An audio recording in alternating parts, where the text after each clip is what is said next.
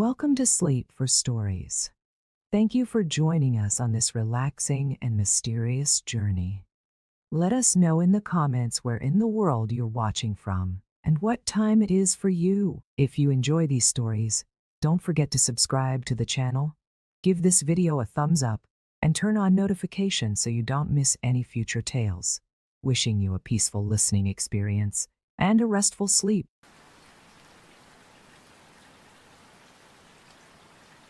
The late autumn air hung thick and still, as if holding its breath, cloaking the abandoned trails of silent pines in an eerie quiet. A trio of researchers, Elena, Sam, and Marcus, stood at the forest's edge, glancing at each other with a mixture of excitement and unease. Tales of an untouched lake, hidden within the dense woods and holding reflections that showed more than reality, had drawn them here.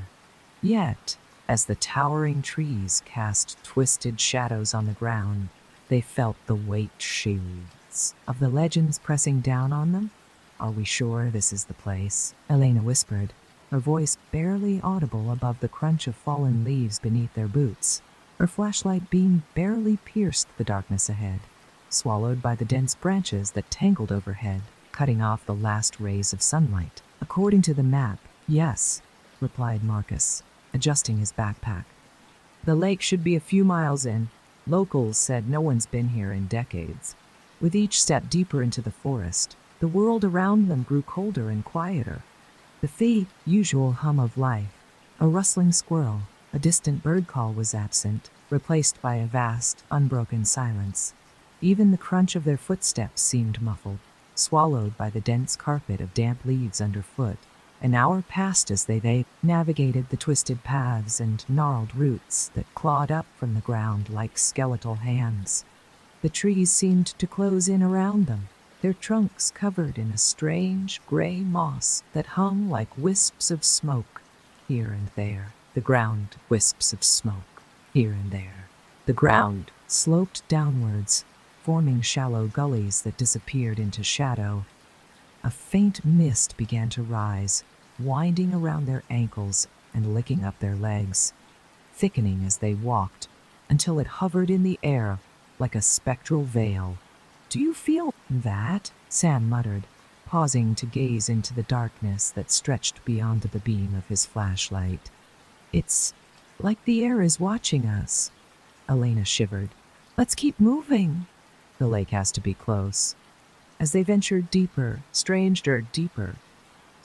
carvings began to appear on the trees, markings that looked ancient, etched with patterns that spiraled and twisted in nonsensical shapes.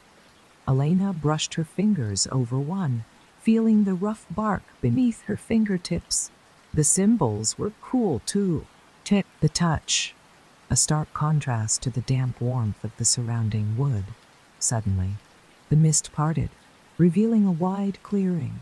In its center lay the lake, dark and still as a slab of polished. The clearing stretched wide and open under the darkening sky, a hollow oasis amid the towering trees. In its center, the lake lay perfectly still, a vast, inky expanse of water that seemed to absorb every hint of light from their flashlights. The surface was unnaturally smooth, like dark glass, and reflected nothing not the starlit sky above, nor the surrounding trees that encircled it like silent, ancient sentinels. Elena took a hesitant step forward, her gaze fixed on the strange, obsidian water. She felt an intense chill rise through her body, as if the lake's depths radiated an unnatural cold that seeped into her bones. Marcus's voice was barely a whisper, thick with unease. "This isn't just any lake. Look at it, it's like it's alive, as if on cue." Faint ripples began to spread across the lake's surface. They moved slowly, methodically, as though something beneath was stirring, shifting in response to their presence. Sam squinted, leaning closer, his heart pounding as he tried to make sense of the faint shapes emerging just beneath the surface. A dark, shadowy figure slowly rose into view, distorted and hazy, like a reflection seen through murky glass. Then another shape appeared beside it, each figure twisted and elongated, their forms melding into one another, faceless and featureless but undeniably watching. Elena let out a small gasp, unable to tear her eyes away. They're looking at us, she whispered, her voice barely audible. She tried to move, but it was as if her feet were glued to the ground, the fear rooting her in place. Marcus took a step back, his voice shaking. We should go, now. But the lake had other plans. A faint hum filled the air, low and reverberating, sending a shiver through the trio's bones. The sound was almost melodic, an eerie lullaby that seemed to beckon them closer. Despite herself, Elena felt a strange, inexplicable pull, as though an invisible force was guiding her toward the water's edge. Against her better judgment, she took a step forward, her movements slow and deliberate, as if she were in a trance. Sam and Marcus looked at her, their eyes wide with fear, yet neither of them spoke, entranced by the haunting melody that seemed to seep from the lake itself. The hum grew louder, filling the clearing with its haunting resonance. And then, as suddenly as it had started, the sound stopped. Silence fell, thick and oppressive. The lake's surface was calm once more, the figures having disappeared back into its depths. For a moment it seemed as though whatever had stirred beneath was gone, leaving only the eerily calm surface behind. But as they turned to leave, something strange happened. The mist that had lingered around the clearing thickened, coiling up from the lake and winding through the trees like ghostly fingers, wrapping around their legs and shoulders as though trying to hold them in place. Sam tried to shake it off, but the mist clung to him, cold to him. Cold and heavy. Panic flashed in his eyes as he looked at Marcus and Elena, who were similarly trapped, their expressions mirroring his own fear. "Elena, I can't move," Sam gasped, his voice tight with terror. He struggled against the mist, but the more he fought, the tighter it seemed to grip him. Marcus's voice was barely a whisper. "This place, it's not just a lake. It's something else entirely." Just then, the water's surface rippled again, and the dark figures began to reappear. Closer this time, their blank faces turned upward, their empty eyes fixed on the three of them with an intensity that made their skin crawl, one by one. More shadows emerged, forming a line along the lake's edge, silent and still, their gazes unwavering, as if they were waiting for something. The hum returned, deeper and more resonant, vibrating through the air and pulling them into its dark melody. Elena's vision blurred, her mind clouded with a growing sense of dread as the figures on the lake's surface began to drift forward, reaching out, their shadowy hands stretching toward the three friends as the darkness closed in around them. Elena's pulse hammered in her chest as the shadowy figures drifted closer, their hands stretching out from the lake's surface as though they could break through the boundary between water and air. She tried to scream, but her voice was caught in her throat, silenced by the cold grip of terror that held her captive. Beside her, Marcus and Sam stood frozen, their faces pale, eyes wide with the same realization that was dawning upon her: they were not alone. And these figures were far from harmless.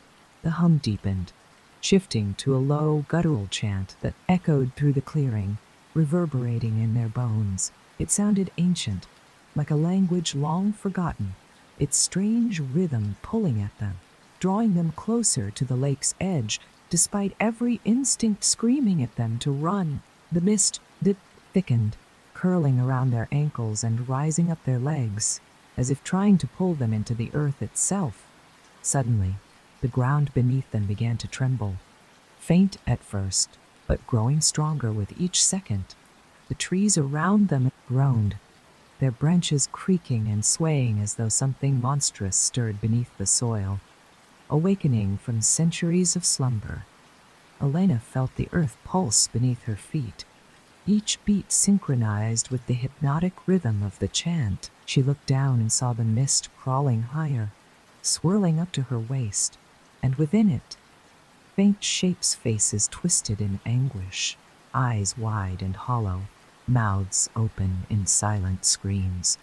They were trapped, buried in the mist, clawing desperately, as if to escape their eternal prison.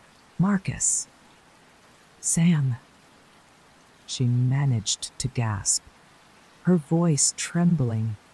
We have to leave, now! But Sam's eyes were glazed over, his gaze fixed on the lake as if in a trance. He took a step forward, his hand reaching out towards the shadowy figures that loomed just above the water's surface. Marcus grabbed his arm, shaking him, trying to snap him out of it, but Sam didn't respond. He was lost, his mind caught in the eerie melody that beckoned him forward, pulling him towards the lake's dark depths. Sam, snap out of it, Marcus shouted, his voice breaking through the heavy silence. But it was no use. Sam took another step, and another, his body moving as if controlled by an invisible force. Elena's heart pounded as she watched, helpless, as her friend drew closer to the lake. The shadows on the water surged forward, their hands reaching out, fingers long and clawed, twisted into unnatural shapes that defied comprehension. The figures blank, eyeless faces tilted upward, their mouths opening wide, in unison, emitting a sound that was neither scream nor sigh, but something in between a mournful wail that sent chills down her spine. Suddenly, the mist pulled back, releasing Elena and Marcus from its icy grip. They stumbled backward, gasping for breath, as the figures in the lake reached Sam, their shadowy hands wrapping around his wrists, his arms, his shoulders. He let out a strangled cry, his trance breaking as the reality of his situation dawned upon him. Sam screamed, thrashing against the shadowy figures that clung to him like a second skin, pulling him down towards the lake surface. Elena and Marcus rushed forward, grabbing his arms and trying to pull him back, but the shadows were stronger, their grip unyielding, dragging Sam closer to the edge. The water began to churn, dark and furious, as if alive, its surface bubbling and hissing as more figures rose from the depths, their faces twisted in expressions of anger and despair. Elena, we're losing him, Marcus yelled, his voice desperate. They pulled with all their strength, but it was like trying to move a mountain. The shadows wrapped tighter around Sam, pulling him down until his feet touched the lake's edge. And then, with a final, heart-wrenching scream, he was gone, dragged beneath the surface. The water stilled instantly, returning to its unnatural calm as if nothing had happened. Sam was gone, leaving only the dark, glassy surface of the lake behind. Figures faded, sinking back into the depths, their blank faces disappearing one by one until the lake was empty once more. Elena collapsed to her knees, her body shaking with shock and horror. She stared at the lake, unable to comprehend what had just happened. Marcus knelt beside her, his face pale, his hands trembling as he tried to steady her. We have to get out of here, he whispered, his voice barely audible. No, but as they turned to leave, the mist began to rise. Again, thicker and colder than before, curling around them with a malevolent force. And then, from deep within the lake, the hum returned, low and haunting, calling them back. As if Sam's loss was only the beginning, Elena and Marcus scrambled to their feet, adrenaline surging through their veins as the hum from the lake grew louder, vibrating through the very ground beneath them. The mist thickened around them, swirling in restless waves, and the forest seemed to close in, the trees looming closer, their twisted branches reaching out like grasping fingers. Elena, we have to move, Marcus whispered, his voice barely masking the tremor of fear. His grip on her arm was tight, anchoring her back to reality. She said peace script, but sister, anchoring her back to reality, nodded, her body trembling, every instinct screaming at her to run. But as they took a step back, the mist surged forward, forming a wall around the clearing, trapping them within. They glanced around, desperate, but there was no way out. The fog encircled them, its icy touch sending shivers down their spines, and they realized with a sinking dread that the lake wasn't finished with them yet. The water began to ripple, slow and deliberate, as if something enormous was shifting beneath the surface. Shadows moved below, coiling and writhing, growing darker and more defined with each passing second. Elena's heart pounded in her chest as she stared, mesmerized and horrified, unable to tear her eyes away from the lake's depths. A shape began to emerge, larger than the shadowy figures they had seen before. It rose slowly, breaking the surface with an unnatural grace, its form obscured by the mist but unmistakably there. The creature was massive, its skin a deep, inky black that seemed to absorb the surrounding light. And its eyes were hollow, empty voids that seemed to reach into Elena's soul, pulling her down into a darkness that had no end. She felt her mind slipping. Fragments of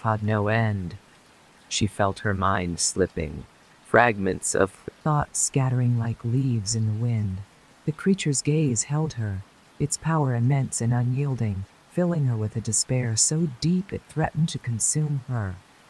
Elena, Marcus's voice cut through the haze, breaking the creature's hold on her. She blinked, her vision clearing, and she saw Marcus pulling at her arm, his face pale and frantic. "We have to go now!" They turned and bolted toward the wall of mist, hoping beyond hope that they could break through. But the fog was dense, its cold tendrils wrapping around them, resisting their every step. They pushed forward, struggling against the suffocating and cheery weight of the fog, their breaths coming in short, panicked gasps, and then a voice soft, barely a whisper, yet unmistakably, there filled the air around them. It was calm, almost gentle, but laced with a malice that sent chills down their gut spines. "Why do you run?" the voice murmured, echoing through the clearing. "You sought the lake, and now you are its guests." Elena and Marcus froze, terror gripping their hearts as the voice continued, each word a knife slicing through the silence. "Many have come, but none have left," it whispered, its tone shifting, growing darker, more menacing. "You trespass on sacred ground. The lake remembers all who dare disturb its rest." The mist closed in tighter, and the lake's surface began to ripple once more, the shadowy forms rising from the depths, their blank faces turned toward the two intruders. The creature in the lake watched, silent and still, its presence a looming weight in the air. Desperation clawed at Elena's mind, and she felt to raise not forward in the interest. Desperation clawed at Elena's mind, and she felt her strength waning, the weight of the mist pressing down on her shoulders, her chest, her very soul. She looked at Marcus, his face etched with the same hopeless terror, and she knew they couldn't escape, not this time. But as the figures drew closer, Elena felt a spark, a faint glimmer of defiance flickering within her. She looked at the lake, at the shadows, at the creature that watched from the depths, and something in her refused to give in, to surrender to the darkness that death surrounded them. With a shaking hand, she reached into her backpack, fumbling for anything she could use: a knife, a flashlight, anything to fight back.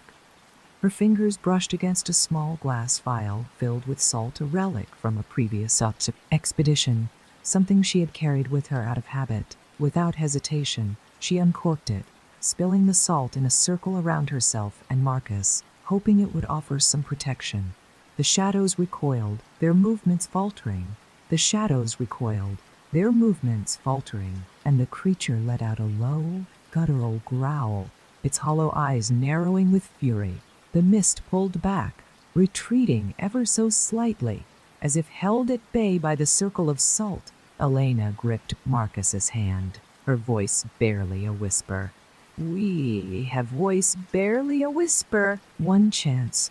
When I say go, run, he nodded, his face set with grim determination.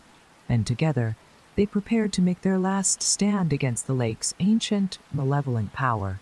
Elena and Marcus stood within the fragile boundary of the salt circle, their breaths shallow, hearts pounding as they braced themselves for whatever horror might come next. The mist swirled angrily around them, lashing against the invisible barrier, a sea of pale faces and twisted shapes lurking within its depths. Of pale faces and twisted shapes lurking within its depths, waiting for the smallest breach. The creature in the lake shifted, its hulking form moving closer to the water's edge, its hollow eyes fixed upon them with a cold, calculating malice. Elena, Marcus's voice was barely a whisper. You think this is going to hold? Elena swallowed hard, her grip tightening on his hand. I don't know, she admitted, fear flickering in her eyes. But we don't have a choice. The creature tilted its head, as if assessing the barrier they had created. It moved slowly, deliberately, each motion a reminder of its overwhelming power, a force that was as ancient as the forest itself. The figures in the mist began to chant, a low, eerie hum that resonated through the clearing, filling the air with a suffocating dread. The sound seeped into Elena's mind, an unrelenting pulse that threatened to tear down every ounce of her resolve. As the chanting grew louder, the mist surged against the salt line, testing it, clawing at it, barrier weakening, the salt dissolving under the relentless assault. Her mind raced, frantically searching for a way out, a plan, anything that could save them from the darkness closing in around them. We have to break the connection, she muttered, half to herself, half to Marcus. This place, it's feeding off our fear, our presence. If we can sever that, maybe, just maybe, we can get out. Marcus looked at her, his face etched with desperation. How? How do we break something that's ancient, alive? Elena's gaze shifted to the lake, to the creature that lurked within its depths. The answer lay there. She was certain of it. She took a deep, steadying breath, her fear momentarily giving way to a fierce determination. We go to the source, she said, her voice steady. We face it. Marcus's eyes widened. Elena, you're talking about going into the lake. That thing is in there. You saw what happened to Sam. I know, she whispered, the weight of her words sinking in. But it's our only chance. We can't just sit here and wait to be taken. As she spoke, she noticed something strange in the lake's reflection. The creature's form was there, dark and twisted, but there was something else, just beyond it. Faint but unmistakable, was a light, a soft, pulsing glow from deep within the water. Marcus followed her gaze, his eyes narrowing. What is that? Elena's heart raced. It's the source, she breathed, her voice tinged with hope. If we can reach it, maybe we can disrupt whatever power it holds over this place. Without another word, she stepped out of the salt circle, her feet carrying her toward the lake with a grim determination. Marcus hesitated for a moment, fear and doubt flashing across his face. But then he followed, his loyalty outweighing his terror. The mist parted before them, as though aware of their intentions, and the chanting grew louder, more frantic, as they reached the water's edge. The creature loomed closer, its hollow eyes following their every move. But it made no attempt to stop them. It merely watched, as if curious, as if testing their resolve. Elena took a deep breath, the chill of the lake biting into her skin, and plunged her hand into the water. It was colder than she had expected, a bone-chilling cold that seemed to reach into her soul. She gritted her teeth and pushed forward, wading deeper into the lake, her eyes locked on the faint, pulsing light below. Marcus followed, his breaths coming in ragged gasps as they sank deeper into the icy depths. The water swirled around them, thick and dark, pulling them down toward the light. The shadows beneath the surface moved with them, their forms twisting and writhing, but they dared not come too close, as if the light itself held a power that even they feared. As they descended, Elena felt a strange warmth emanating from the glow, a sensation that filled her with a cautious hope. The light grew brighter, its pulsing rhythm matching her heartbeat, drawing her closer, as though guiding her toward something sacred, something hidden, sacred, away in the darkness. Finally, they reached the source, a small, ancient stone buried in the lake bed, covered in strange, intricate markings that glowed with an ethereal light. Elena reached out, her hand trembling as she touched the stone, feeling a surge of energy rush through her, a wave of warmth that cut through the cold in that moment. The shadows around them let out a wail, a sound of agony and despair that echoed through the water, reverberating in her bones. The creature above writhed, its form distorting as the lake itself seemed to recoil. The connection severed, the power broken. The water began to churn, pulling them upward, pushing them back toward the surface. They burst through the surface, gasping for the surface air, the mist dissolving around them, the figures fading, their twisted forms retreating back into the depths, never to rise again. They stumbled back to the shore, their bodies exhausted, their minds reeling from the ordeal. The lake lay still once more, silent and dark, its secrets buried once again. Elena and Marcus looked at each other, their faces pale, their eyes wide with the shared understanding of what they had just survived. They had broken the connection, severed the lake's hold, but the memory of what they had seen, of what they had faced, would haunt them forever. Without a word, they turned and left the clearing, leaving the lake behind, its dark depths forever untouched, its whispers silenced forever untouched, its whispers silenced forever. Now, clinging to their skin. The silence that followed their escape from the water was suffocating, as though the forest itself held its breath, watching, waiting. Though the mist had receded, the oppressive feeling of being watched lingered, clinging to the air like an unseen shadow. They looked around, disoriented. The clearing had changed, subtly warped, as if the trees themselves had shifted positions. The path they had taken into the forest was gone, swallowed by the dense undergrowth, leaving them trapped in the eerie, silent expanse with no sense of direction. Elena, do you remember which way we came from? Marcus whispered, his voice trembling. He scanned the darkness around them, his flashlight barely cutting through the thick fog that seemed to hover just beyond the trees. Elena shook her head, a cold dread creeping up her spine. No, it's like the whole forest is closing in on us. They huddled together, their flashlights barely illuminating the ancient, twisted trunks of the trees around them. The forest felt alive, its presence heavy and watching, as if it had become a sentient creature, aware of their intrusion and displeased by their presence. Suddenly, a soft rustling sound echoed from somewhere deep within the trees. It was faint, almost like a whisper, but it sent a chill down their spines. They turned, a chill down their spines, toward the sound, their eyes wide, every nerve on edge. What was that? Marcus muttered, his voice barely a whisper.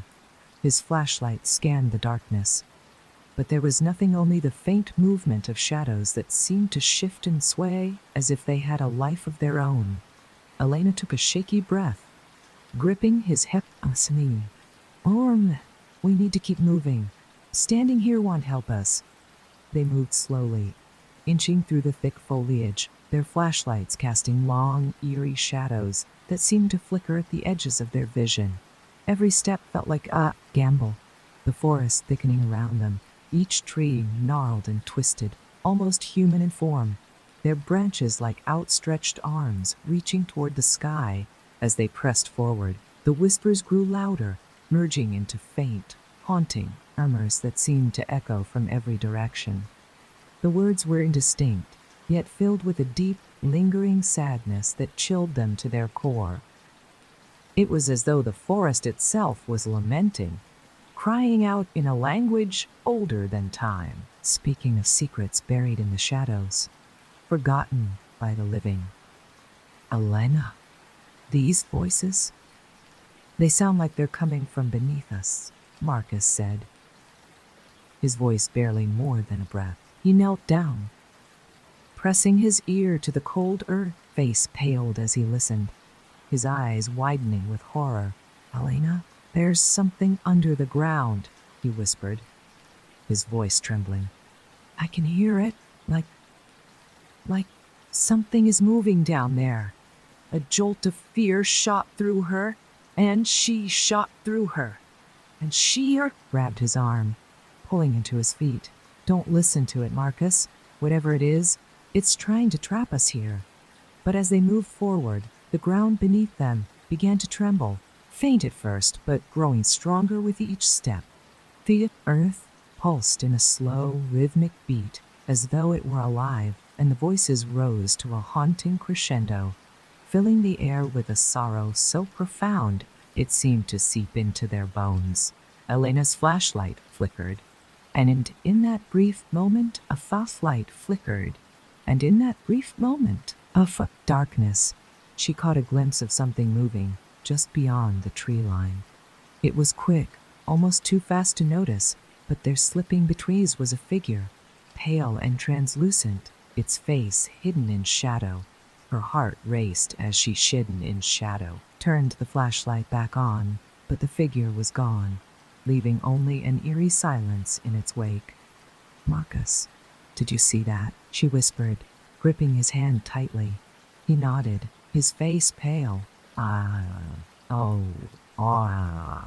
We're not alone. They pushed on, their minds reeling, every instinct screaming at them to run, yet there was nowhere to go. The forest had shifted, transforming into one pure. The oak forest had shifted, transforming into a labyrinth of twisted trees and shadowed paths, each direction seeming to lead deeper into darkness. The ground continued to pulse beneath them, each beat matching their quickening heartbeats, as if the forest itself were alive, feeding off their fear, drawing them closer to some unknown fate. The whispers around them grew louder, forming a twisted melody that seemed to call their names, luring them forward. They stumbled through the trees, driven by a mix of desperation and dread, until they found themselves standing before an ancient, crumbling stone altar, half buried in the earth. Symbols were carved into the stone, similar to the ones they had seen etched on the trees. Pulsating faintly in the darkness, Elena's breath caught in her throat as she realized what they had found: a place of ritual, a relic from a time long forgotten, a site that had been hidden deep within the forest for centuries. The air around the altar was thick with an unholy energy, a sense of dread that sent chills through their bodies. We shouldn't be here, Marcus whispered, his voice barely audible. This place, it's wrong. But before they could turn to leave, the ground trembled again, more violently again. This time, the earth beneath the altar split open, revealing a dark, gaping chasm from its depths. A figure began to rise tall, cloaked in shadows, its face hidden beneath a hood. It exuded an aura of ancient power, a presence that radiated both fear and reverence, as though it were a forgotten god, roused from its eternal slumber. Elena and Marcus stumbled back, their hearts pounding, their bodies frozen in terror as the figure lifted its head, its gaze piercing through the darkness, settling upon them with a look that spoke of both pity and malevolence. Who are you? Elena stammered, her voice barely more than a breath. The figure tilted its head, its eyes glowing faintly, and when it spoke, its voice was like the rustling of leaves, the echo of centuries past. I am the keeper, it murmured, its voice resonating through the clearing, the guardian of these woods, and the souls that wander within. The shadows around them thickened, closing in as the figure took a step forward, its gaze fixed upon them with a chilling intensity. You have trespassed upon sacred ground, it continued, its voice soft yet filled with an undeniable power. And for that, there is a price. Elena and Marcus stood frozen before the figure, its presence so overwhelming that the very air seemed to tremble around them.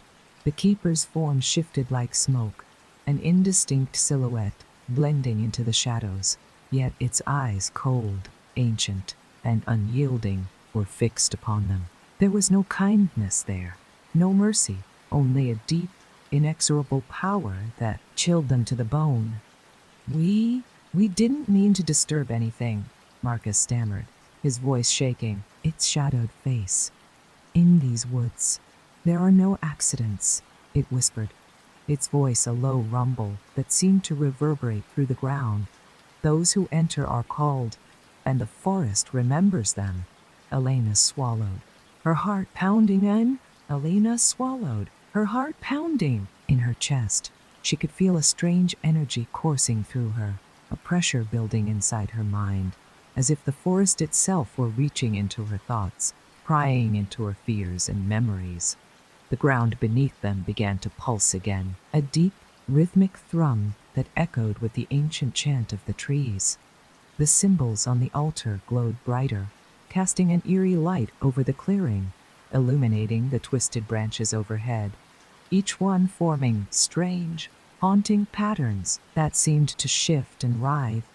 You are bound here now, the keeper continued, its gaze piercing. Your presence has awakened something, a hunger, an ancient debt that must be repaid. As the keeper's words echoed through the clearing, mist thickened, curling around Elena and Marcus, pressing down on them with a suffocating weight. Shadows rose from the ground, figures of those who had come before travelers, wanderers, those who had dared to disturb the silence of the forest, their faces etched with despair, their forms flickering like faded memories. Please, we don't want any trouble, Elena whispered, her voice barely audible. We'll leave right now. Just let us go. The keeper's eyes flashed. A cold glint of amusement mingled with something darker, more foreboding. Lee, the forest has claimed you. Your souls are woven into its roots, its branches. You belong to it now. Elena and Marcus exchanged a look of desperation, their minds racing, yet every instinct screamed that there was no escape, no path back to the world they had known. The forest had transformed around them, the familiar paths and clearings now replaced with a dark labyrinth of twisted trees and looming shadows. As they stood there, trapped in the keeper's gaze, a strange sensation washed over Elena. A warmth, a memory flashed before her eyes. She saw herself as a child, wandering through a forest much like this one, feeling a profound sense of peace, a connection to something greater, a memory buried deep within her mind. The sensation was fleeting, yet powerful, a reminder of a forgotten part of herself. She looked up at the keeper, a spark of defiance flickering in her eyes. If we are bound to this forest, she whispered, then show us why. Show us why. Show us why. What it is you guard. What secrets lie hidden here. The keeper paused, a faint glimmer of curiosity breaking through its cold exterior. The shadows around them seemed to hesitate, the mist pulling back ever so slightly, as if considering her so slightly, as if considering her words. "You seek understanding," the keeper murmured, its voice softening. Few dare ask such a question. Fewer still survive the answer. With a slow, deliberate motion, the keeper raised its hand, gesturing to the forest around them. "Come, then.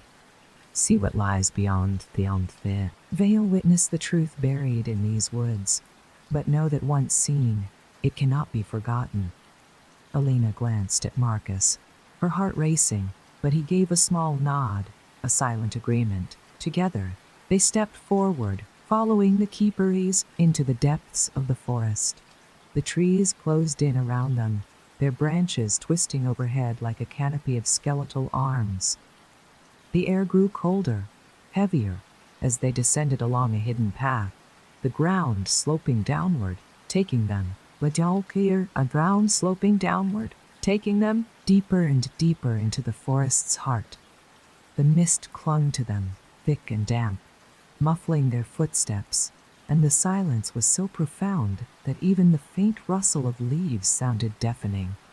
They walked for what felt like hours, guided only by the faint glow of the keeper's presence, until they reached a clearing unlike any they had seen. In its center stood an enormous tree, its trunk gnarled and ancient, roots sprawling across the ground like the veins of some colossal being. The tree pulsed with a faint, ethereal glow, its bark marked with the same symbols they had seen on the altar, each one pulsating in time with the beat of the earth beneath them. The keeper turned to them, its expression unreadable. "This is the heart of the forest," it whispered, reverence in its tone, "the source of its power and its curse." Elena and Marcus stared in awe and horror as they realized what lay before them. The tree's roots were intertwined with countless bones, ancient and crumbling, the remains of those who had come before, drawn into the forest's embrace, their souls bound to its life force. "The forest remembers all," the keeper said softly. "And it demands tribute. Blood for blood, life's for life. It is an ancient pact, one that cannot be broken." Elena felt a shiver run through her as the truth sank in. They were standing in the midst of something far older and darker than they had imagined, a force that had claimed countless lives, binding them to the forest's eternal cycle of life and death. "But why?" she whispered, her voice barely a breath. "Why us?" The keeper's gaze softened, a glimmer of something almost human in its eyes. "Because you sought the unknown. Because you dared to question, to venture beyond the boundaries of what is safe. Such curiosity demands a price. But it also grants a rare gift." The ground beneath them began to tremble, and the roots of the ancient tree seemed to shift, pulling back to reveal a small, glowing object embedded in the soil, a stone carved with the same symbols, pulsing with an inner light that seemed to call to them. The keeper gestured toward it. "Take it. It is the heart of the forest, a fragment of its soul. With it, you may leave, but know that you carry with you a piece of its darkness, a bond that can never be severed." Elena hesitated, feeling the weight of the decision before her, but as she reached out and grasped the stone, a surge of energy pulsed through her, filling her with a sense of power and understanding, a connection to the forest's ancient wisdom. The pale mist began to recede, the shadows pulling back, and the keeper's form faded, leaving only its hollow gaze lingering in the darkness. "Go now," it whispered, its voice fading. "But remember, the forest is never far, and it always remembers." As the mist lifted and the forest returned to its still, silent state, Elena and Marcus found themselves at the edge of the trees, the path before them clear, leading back to the world they had left behind. They stepped forward, leaving the all showered, forest and its secrets behind, but as they walked away, Elena felt the weight of the stone in her hand, a reminder of the pact they had made, a bond that would forever tie them to the heart of Silent Pines. As they emerged from the edge of the forest, a strange stillness settled over Elena and Marcus. They found themselves standing at the border of the Silent Pines, yet something felt different, a sense of unreality, as though they hadn't fully returned to the world they had known. Forest loomed behind them, dark and silent, the towering trees casting long shadows that stretched toward them, as if reluctant to let them go. Elena glanced down at the stone in her hand. It was small, fitting neatly into her palm. Yet it was small, fitting neatly into her palm. Yet it felt impossibly heavy, radiating a faint warmth that pulsed in sync with her heartbeat. She could feel it humming softly, a low, rhythmic vibration that seemed to echo with the whispers of the forest. Are you all right? Marcus asked, his voice barely above a whisper, his gaze fixed on the stone. There was a new wariness in his eyes, a silent understanding that they had left the forest, but it hadn't left them. Elena nodded slowly, though she felt a strange unease settling in her stomach. I think so, but it feels like it's alive. She looked up at Marcus, her eyes wide. What do we do now? Marcus hesitated, glancing back at the dark line of trees. We have to leave this place, he murmured, his voice tense. Get as far away as we can. Maybe then it will let us go. They walked in silence, the weight of their experience pressing down on them, each step taking them further from the forest, yet somehow drawing them deeper into a strange, lingering dread. The world around them felt muted, the colors dull, the air heavy with an unshakable tension. Even the sky above seemed darker, the stars barely visible through a thin veil of clouds. As they neared the outskirts of the town they had left that morning, a strange sensation washed over Elena. The stone in her hand grew warmer. Its hum in her hand grew warmer, its hum intensifying, filling her with an odd sense of awareness, as though she could feel the presence of every tree, every leaf in the forest they had left behind. She could sense the shadows moving, the whispers echoing in the darkness, calling outness to her, pulling her back. Marcus glanced at her, his face pale. Do you feel it too? Elena nodded, swallowing hard. It's like the forest is still with us. They continued in silence, each lost in their own thoughts, until they reached the small motel where they had planned to stay for the night. The building was dimly lit, its walls worn and weathered, yet it felt like a refuge, a place untouched by the forest's shadow. Once inside, they sank into the worn armchairs in the room, exhaustion finally settling over them. Elena set the stone on the small table between them, watching it intently, as if expecting it to move, to speak, to reveal more of the forest's secrets. But it lay still, its faint glow the only sign of the ancient power it contained. Do you think we'll ever be free of it? Marcus asked, his voice barely more than a whisper. Elena looked at him, a flicker of doubt crossing her face.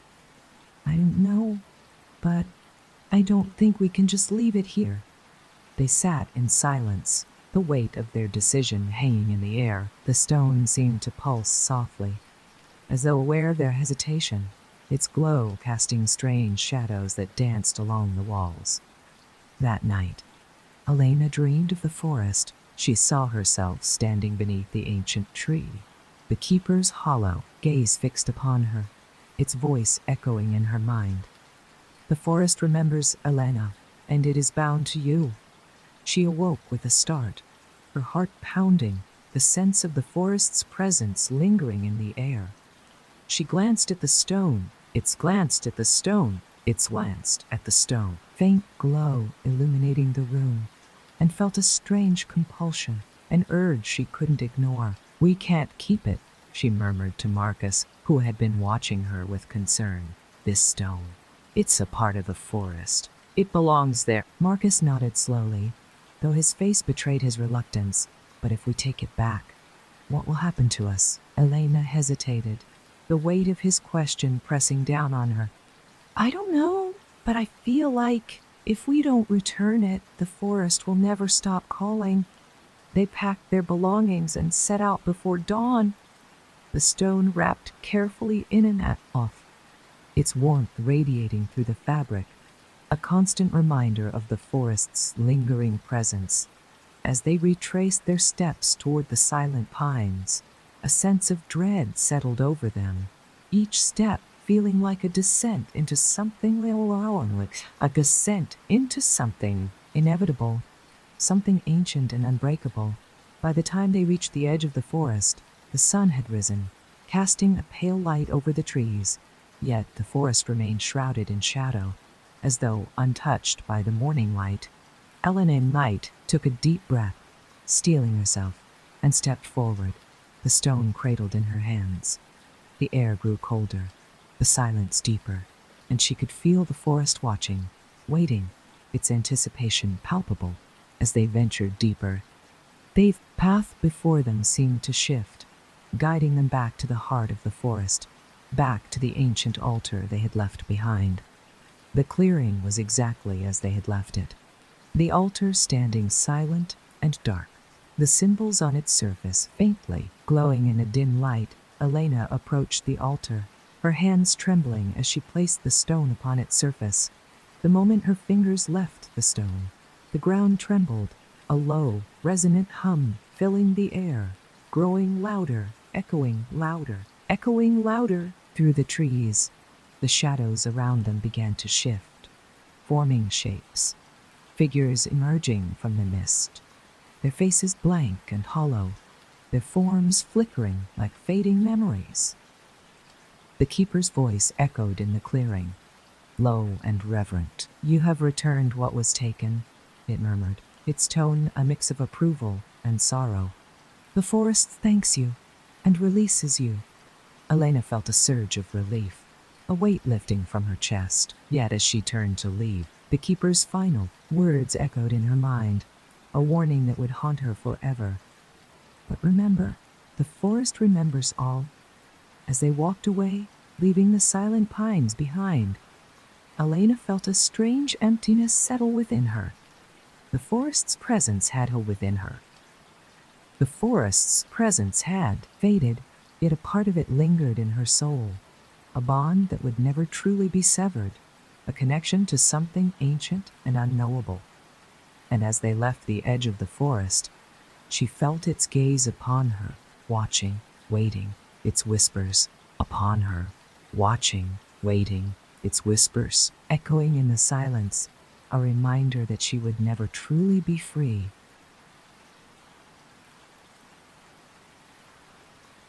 The forest was thick with fog as Professor Nathan Calloway led his team through the dense Appalachian wilderness. Their journey had taken days, with only rumors and fragmented maps to guide them. Nathan, an anthropologist driven by an insatiable curiosity for the unknown, had assembled this team to find a village that no modern record remembered. Beside him walked Claire, a historian known for her deep intuition and sharp eye, and Alec, a seasoned outdoorsman with a wary demeanor. According to local legend, the village they sought lay hidden in a valley where time moved differently, a place said to exist outside of history. Locals warned of a strange pull within the valley, a force that lured travelers in, only to keep lured travelers in, only to keep them forever. As they reached the edge of the valley, an unnatural silence settled over them. No birds, no rustling of leaves, only a thick, heavy quiet, as if the valley itself held its breath. "Do you feel that?" Claire whispered, her voice barely audible in the stillness. Nathan nodded, his gaze fixed on the mist-shrouded path ahead. "It's like we've crossed into another world." The narrow trail led them into the valley, the mist closing in, twisting, in, twisting, in, twisting the light until it cast a ghostly glow over everything. The trees seemed to lean in, their gnarled branches forming archways that guided them deeper. Time seemed to lose meaning here, each step blending into the next, until finally the mist cleared, and there it was, the village. The scene before them was something out of a century-old painting. The buildings, small and worn, had an eerie stillness to them. Each wooden structure had high, peaked roofs and chimneys rising like thin spires into the mist. Lanterns hung by the doorways, emitting a faint yellowish glow as if fueled by an ancient, nearly extinguished light source. But most unsettling of all were the villagers. They were clothed in garments from a bygone and pranged areas, which had ringency. Era. Long skirts, high collars, and weathered hats, their faces solemn and unreadable. Children stared from doorways, their eyes wide with suspicion, while adults stood motionless, watching the newcomers with expressions that revealed nothing but a cold, silent curiosity. Nathan cleared his throat, his voice breaking the silence. "We're just here to observe. We're explorers, come to learn about your village." An older woman stepped forward, her face lined with age, her eyes sharp and unblinking. "Outsiders are not welcome," she said, her voice heavy with something close to dread. "This place was not meant to be found." Claire took a cautious step forward. "We're here to understand, that's all. We don't mean any harm." The woman regarded them with a piercing stare, and for a moment, an emotion flickered across her face, a mixture of fear and pity. "If you stay," she said softly, "you must heed the rules. When the sun sets, you go inside. And no matter what you hear, you must not open your door." With that, she turned and disappeared into one of the houses, the other villagers following her lead, their eyes never leaving the newcomers until the doors shut firmly behind them. Nathan, Claire, and Alex stood in silence, the weight of her warning pressing down on them. Alex shifted uneasily. "This place, it's not right. It feels like something's watching us, waiting." Nathan forced a smile, though a shiver ran through him. "We came here for answers. This village, this moment, it's a piece of lost history. Let's see what we can find." They spent the day exploring cautiously, observing the village and its strange inhabitants. They noticed unsettling details. The clocks within each house were stopped at precisely the same time, 6:47. There was a sense of decay to the buildings, as though they had aged and weathered far beyond the century that separated them from modern times. And perhaps most disturbing of all, the villagers avoided each other's gazes, as if they feared what might happen if they looked too deeply. As the sun began to set, a heavy tension settled over the village. The fog thickened, curling around the buildings like a shroud, and the air grew colder. Nathan, Claire, and Alec made their way to a small, vacant cabin at the edge of the village. The light faded, casting deep shadows across the room, and a quiet unease filled the air. Just as they were settling in, a soft, mournful melody drifted through the walls, a song carried on the wind, haunting and beautiful, filled with a sorrow so deep it seemed to touch their very souls. What is that?" Claire whispered, her face pale. Nathan moved to the window, peering into the darkness. A lone figure was walking down the street, a man holding a lantern, his head bowed, his steps slow and deliberate. His face was obscured by shadows, but the dim glow of his lantern cast long, distorted shadows that seemed to stretch toward the cabin. The music grew louder, a sound that resonated within them, filling their minds with a strange mixture of longing and dread. As the man reached the center of the village, he stopped, standing motionless, his lantern flickering in the darkness. Then, slowly, he lifted his head. his gaze locking onto the cabin where they hid. For a moment, it was as if he could see through the walls,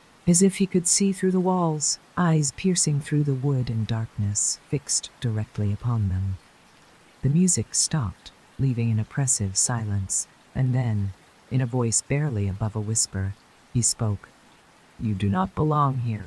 The words reverberated through the silence, filling them with a fear unlike anything they had ever known. The man's gaze remained fixed on the cabin, his lantern light casting eerie shadows on the walls. The silence stretched on for what felt like an eternity. Nathan, Claire, and Alex stood frozen, the weight of the man's words heavy in the air. There was no sound now, no crickets, no wind, not even the faint rustle of leaves, just an overwhelming stillness that seemed to press in from all sides. Then, without a word, the man turned and walked away, his lantern fading into the mist, his footsteps muffled by the thick fog that had begun to gather around the village. The soft, mournful melody began to play again.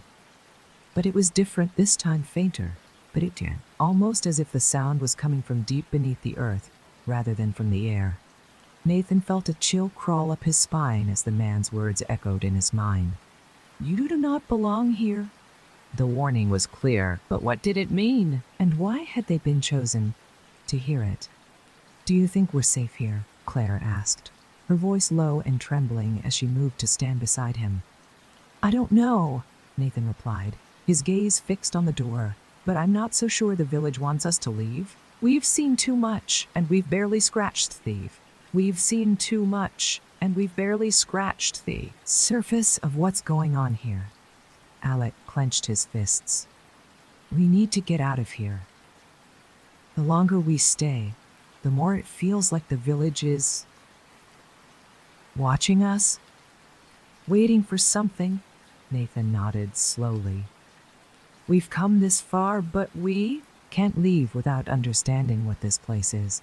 We have to know why it's here, why it hasn't been found by anyone in centuries."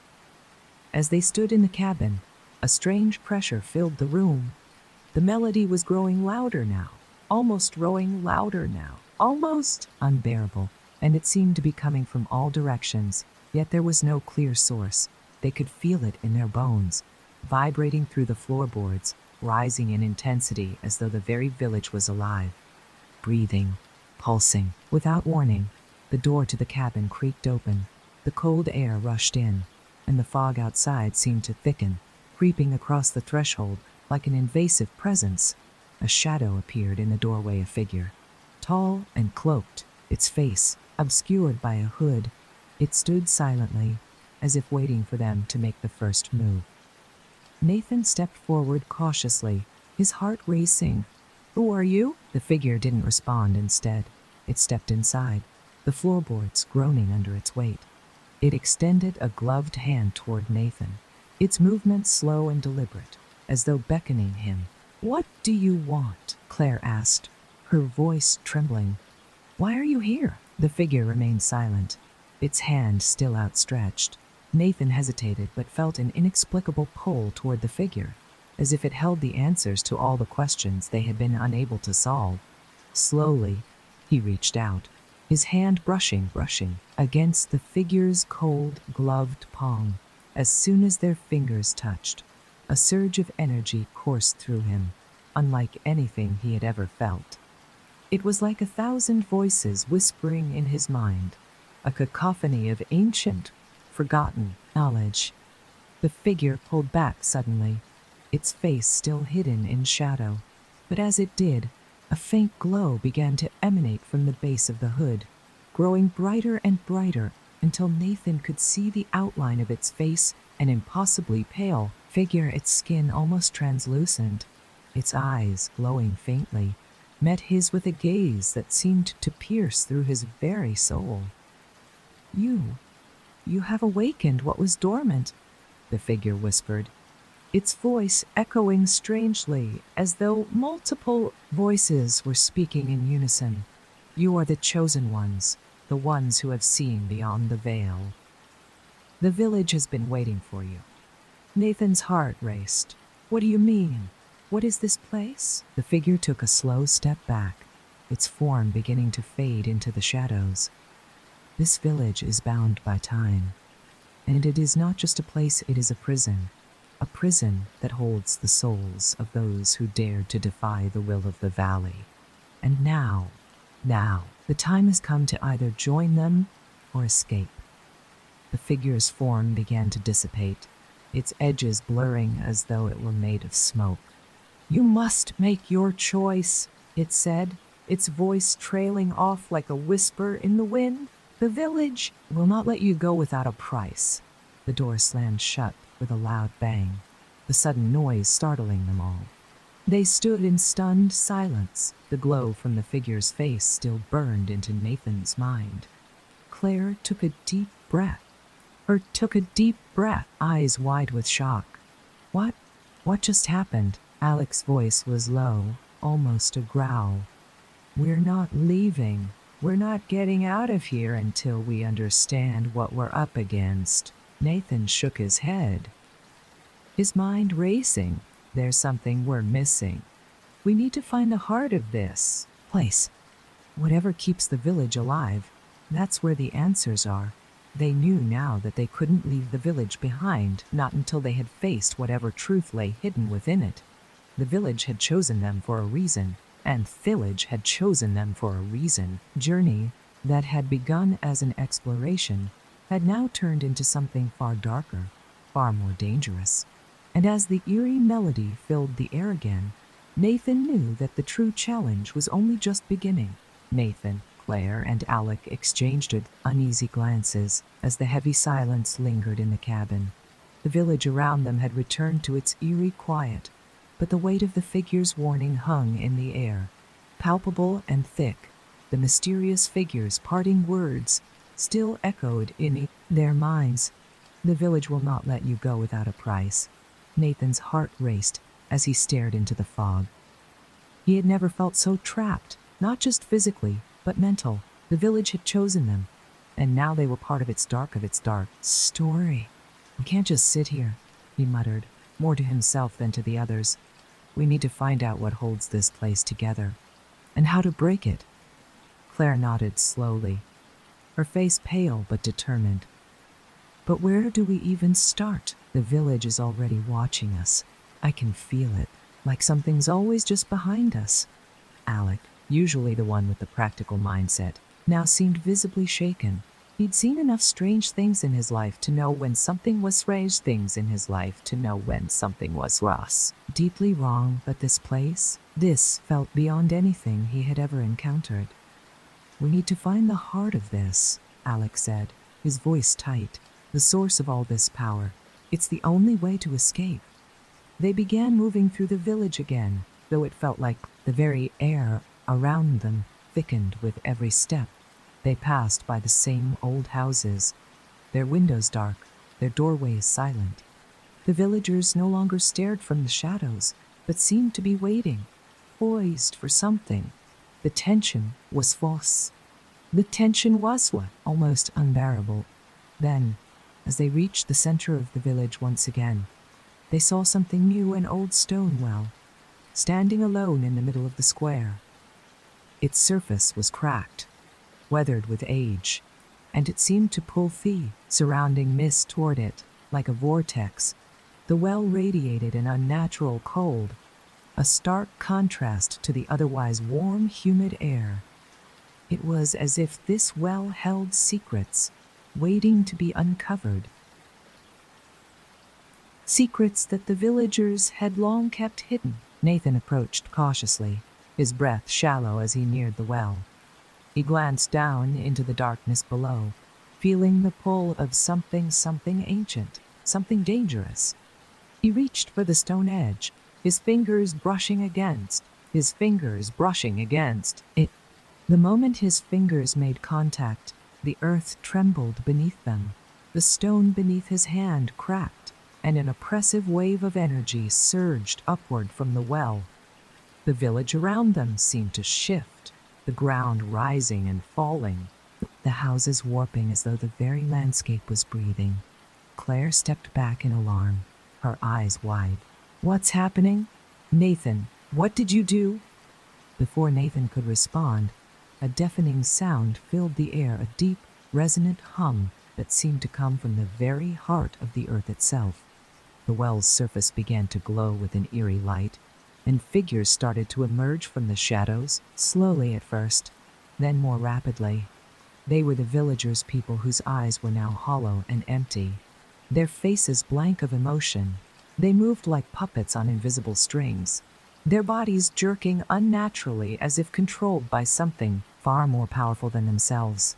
"Stay back," Nathan warned, his voice shaking with a mixture of fear and realization.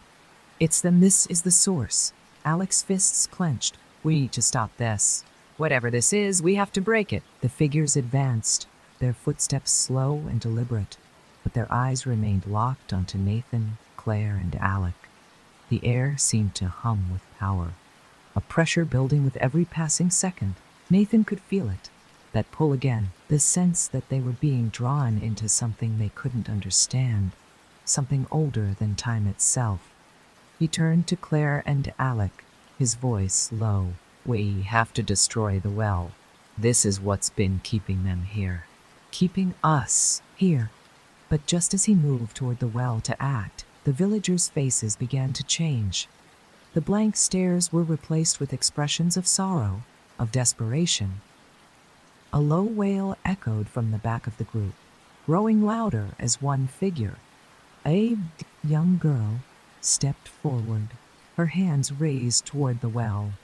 "No," she whispered, her voice almost drowned out by the rising noise. "You cannot undo what has been done." Her words pierced the tension, and Nathan froze. He knew that they couldn't stop now, but the haunting sorrow in the girl's eyes made him hesitate. Was she a victim? Or was she part of the curse that held the village in its grip? Before he could answer, the girl's form flickered, like a candle about to be snuffed out. And just like that, she disappeared back into the group of villagers, who now began to chant in a low, rhythmic hum that reverberated through the entire throng, signed Kinder Reggae and Iced Edge. They were no longer just faces, they were part of the ancient force that bound this place. The more Nathan looked, the clearer it became that this village was alive, a place suspended outside of time, powered by a force so dark, so dark, so dark, so ancient, that it had corrupted every soul within it. Alec, determined as ever, spoke through gritted teeth. "Nathan, we have to move fast. Whatever they're doing, it's not just to keep us here. They're trying to keep us from destroying it." Nathan nodded, his mind already working faster than his body could move. They had to get to the heart of the village. They had to destroy what kept the souls trapped. And if they didn't, the village and all its cursed souls would claim them, too. The villagers' chant grew louder, echoing through the fog like a dark, ancient hymn.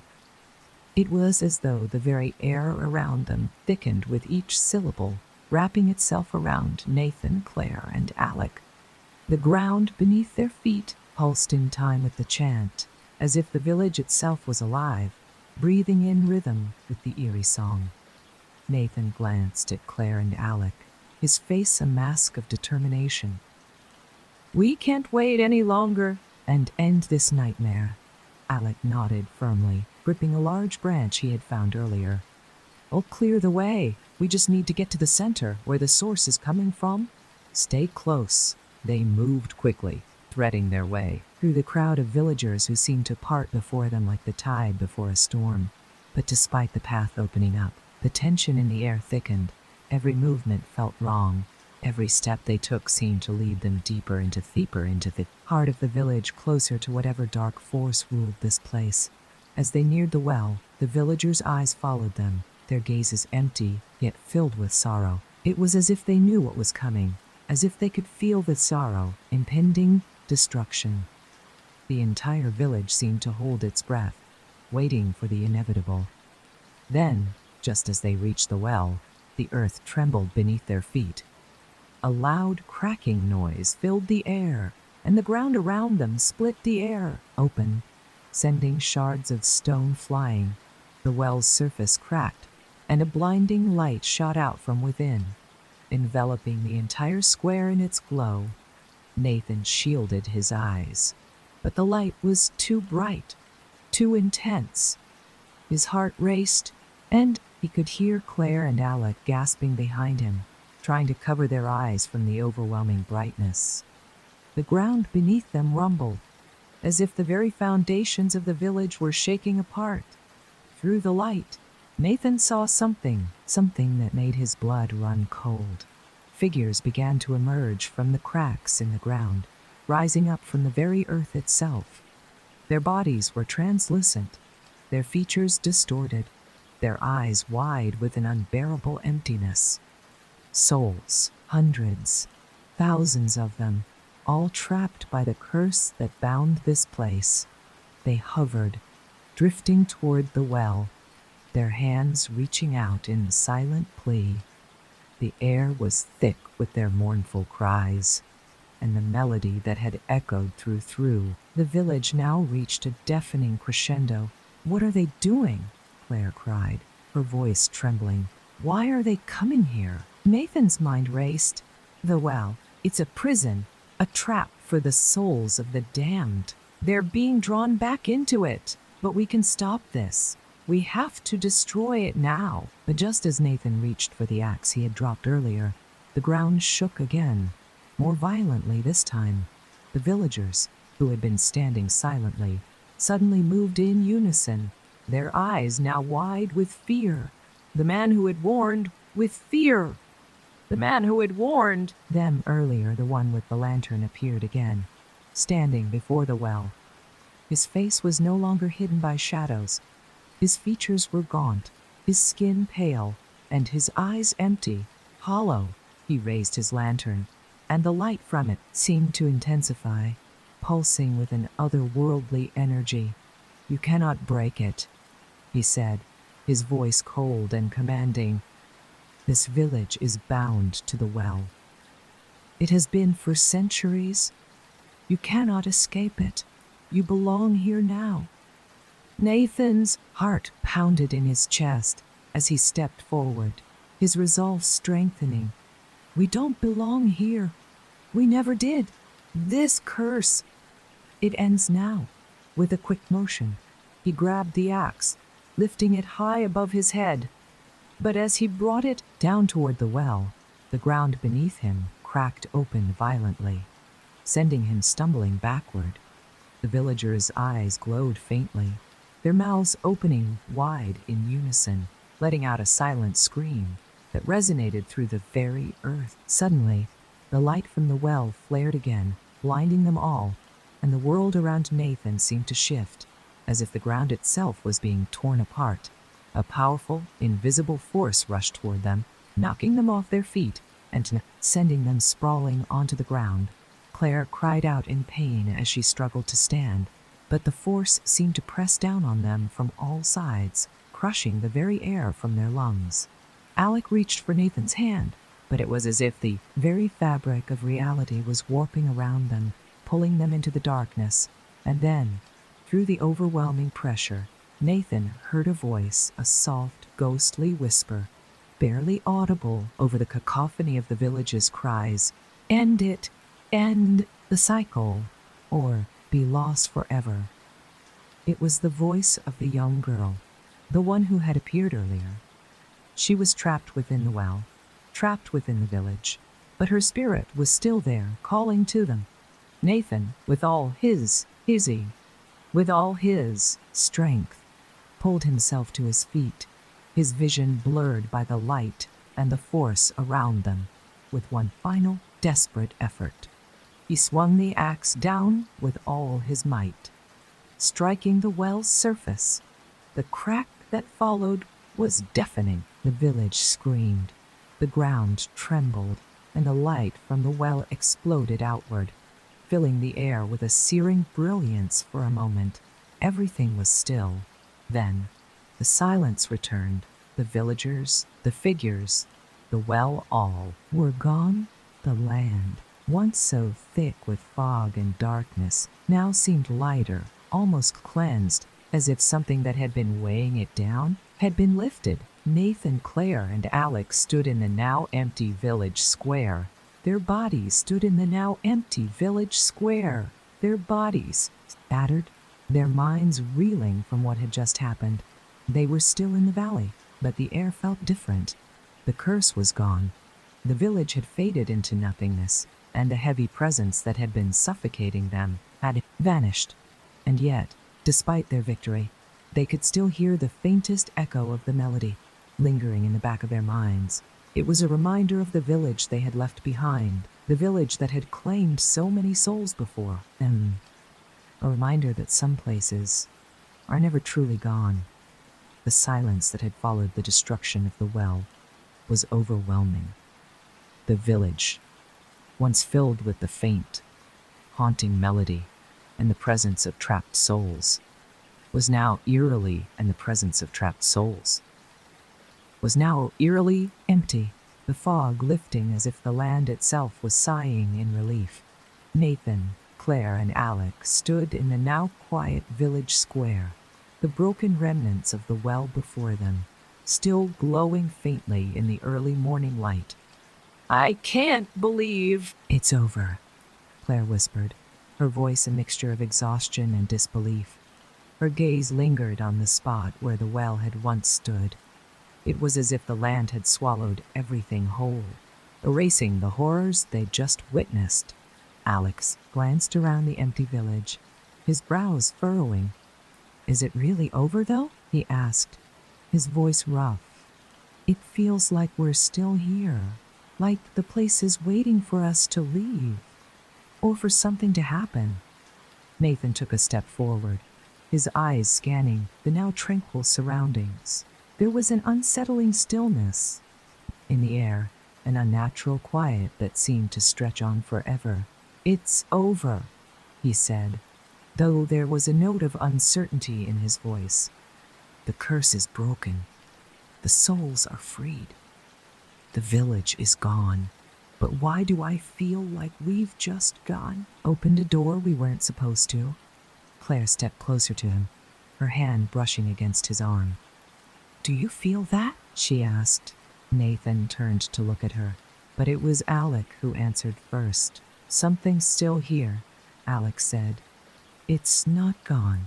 Whatever we did, whatever we broke, it didn't just vanish. The village might be gone, but there's something still lingering." Nathan took a deep breath and nodded. He didn't want to admit it, but he felt it too, the presence of something, an unshakable feeling of being watched, of being followed. The eerie stillness of the place had started to weigh on him once more, and in his gut, he felt the faint stirrings of unease. It was as though they had only completed one part of a much larger, more complicated task. The sun, once bright and clear, now seemed to dim behind a veil of shifting clouds. The wind picked up, cold and sharp, carrying a whisper that was too faint to understand but too loud to ignore. They all paused, listening. It wasn't the melody of the village, but something else, a faint murmur, like voices carried on. The wind. Claire's hand shot out, grabbing Nathan's arm. "Do you hear that?" she asked, eyes wide, her breath coming in shallow gasps. Nathan nodded, his heart pounding. "We're not alone." Alec took a defensive stance, his eyes scanning the surrounding trees and buildings. "We're not leaving yet, are we?" he asked. "I don't like this. It's like something's watching us, waiting."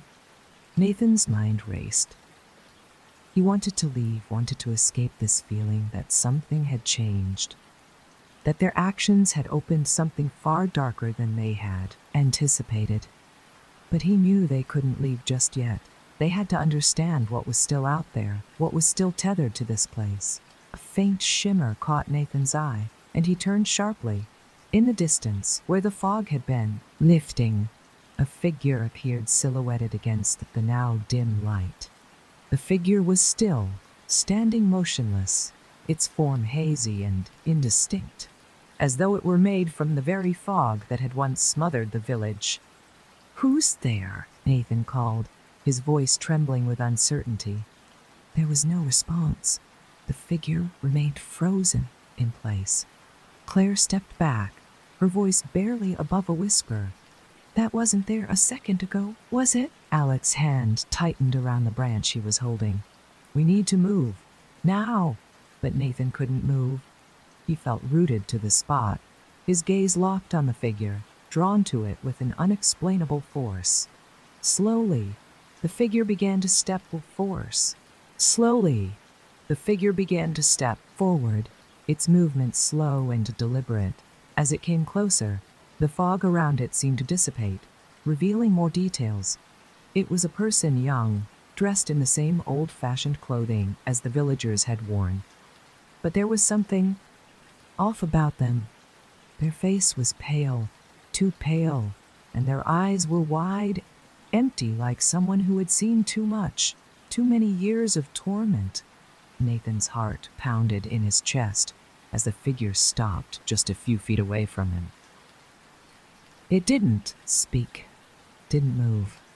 It just stared at him, its hollow gaze seemingly searching for something. Claire took a hesitant step forward. "Who are you?" she asked, her voice breaking the silence. The figure finally spoke, its voice low and raspy, like a whisper from the past. "The village has never truly let go," it murmured. "You have broken the cycle, but not the seal." Nathan's breath caught in his throat. "The seal?" he repeated, his voice barely a whisper. "The village is part of something bigger," the figure continued, its eyes never leaving Nathan's, "a force, ancient and patient. It will not release its grip so easily." The village was but one part of its prison. Alex stepped forward, his voice filled with disbelief. "What do you mean?" "We freed the souls.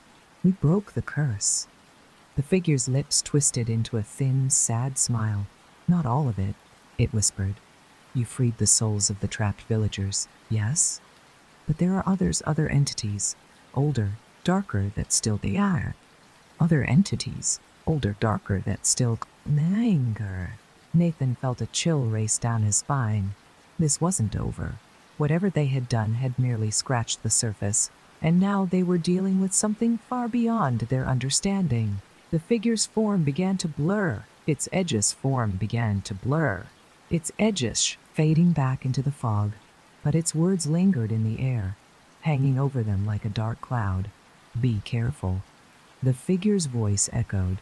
"The village may be gone, but its roots go deeper than you think. The curse is not lifted, it is only lifted it, waiting."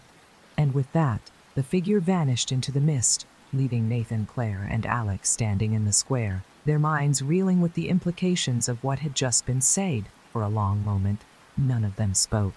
The atmosphere around them had shifted again, and the feeling of being trapped, of being watched, returned with full force. Nathan finally broke the silence. "We've only just begun to unravel this mystery," he said, his voice firm despite the fear creeping into his chest. "And now we need to know what's really behind it." Nathan, Claire, and Alex stood still in the empty village square, their hearts racing. The figure had vanished, but its words lingered in the air, wrapping around them like an invisible chain. The village, though seemingly freed from the curse, still held an unnatural weight, as though it was merely biding its time, waiting for something to unfold. "Do you think it was telling the truth?" Claire asked quietly, her voice barely above a whisper. She cast a nervous glance around, as if expecting the fog to swirl and the village to come alive again. "I don't know," Nathan admitted, his voice tight. "But I do know that we can't leave without understanding what this seal is. If we leave now, we're only running from something we don't fully comprehend." Alec, still gripping the branch tightly, scanned the village once more. "So we stay," he muttered, his tone darker than before. But where do we start? How do we even begin to break something this ancient? Nathan's eyes narrowed, his mind already racing through the clues they had gathered. The village isn't just a place, it's a part of something much larger. If what that figure said is true, there's more to this curse than just the villagers, trapped here. We need to understand the source. The well, the altar, the trees, they all seem connected, whatever force this village is tied to. It's not just in one spot. It's in the land itself. Claire nodded slowly. The well. You said it was a prison. Maybe we didn't destroy it completely. The fog around them seemed to grow thicker, the air colder. It wasn't just the temperature, it was a presence, an energy that seemed to press in on them from all sides, making it harder to breathe. As they began to move deeper into the village, the once familiar buildings now seemed more like structures from a forgotten dream. Each one appeared more decayed, as if the passage of time had accelerated around them. The villagers who had once seemed so real now felt like specters, phantoms from another age, their existence suspended in a moment long past. Suddenly, Alex stopped, his expression changing to one of alarm. "Do you hear that?" he asked, his voice strained. Claire and Nathan froze, listening. At first, there was nothing, only the faint sound of the wind whispering through the trees. But then, there it was again, a low, rumbling sound, like the earth itself was groaning. The ground beneath their feet vibrated slightly, and the air grew heavier with each passing second. "What is it?" Nathan whispered, his eyes scanning the horizon for any sign of movement. Alex stepped forward cautiously, his eyes narrowing as he scanned the village. "It's coming from that direction." He pointed toward the far edge of the village, where the trees thickened and the fog was darkest. The forest. It's as if something is waking up. Nathan felt a knot tighten in his stomach. This place wasn't just haunted, it was alive. An entity unto itself, and they had unwittingly stirred it from its long slumber. "Let's go," he said firmly, though his heart raced. "We need to find out what's happening before it gets worse." They moved toward the edge of the village, the fog parting just enough to reveal a narrow path leading in deeper into the forest. The trees here were taller, older, ancient, even. Their trunks were thick with moss, and their branches twisted in unnatural patterns, forming an archway that beckoned them forward. As they walked deeper into the forest, the rumbling sound grew louder, now joined by a deep, rhythmic thumping, a heartbeat.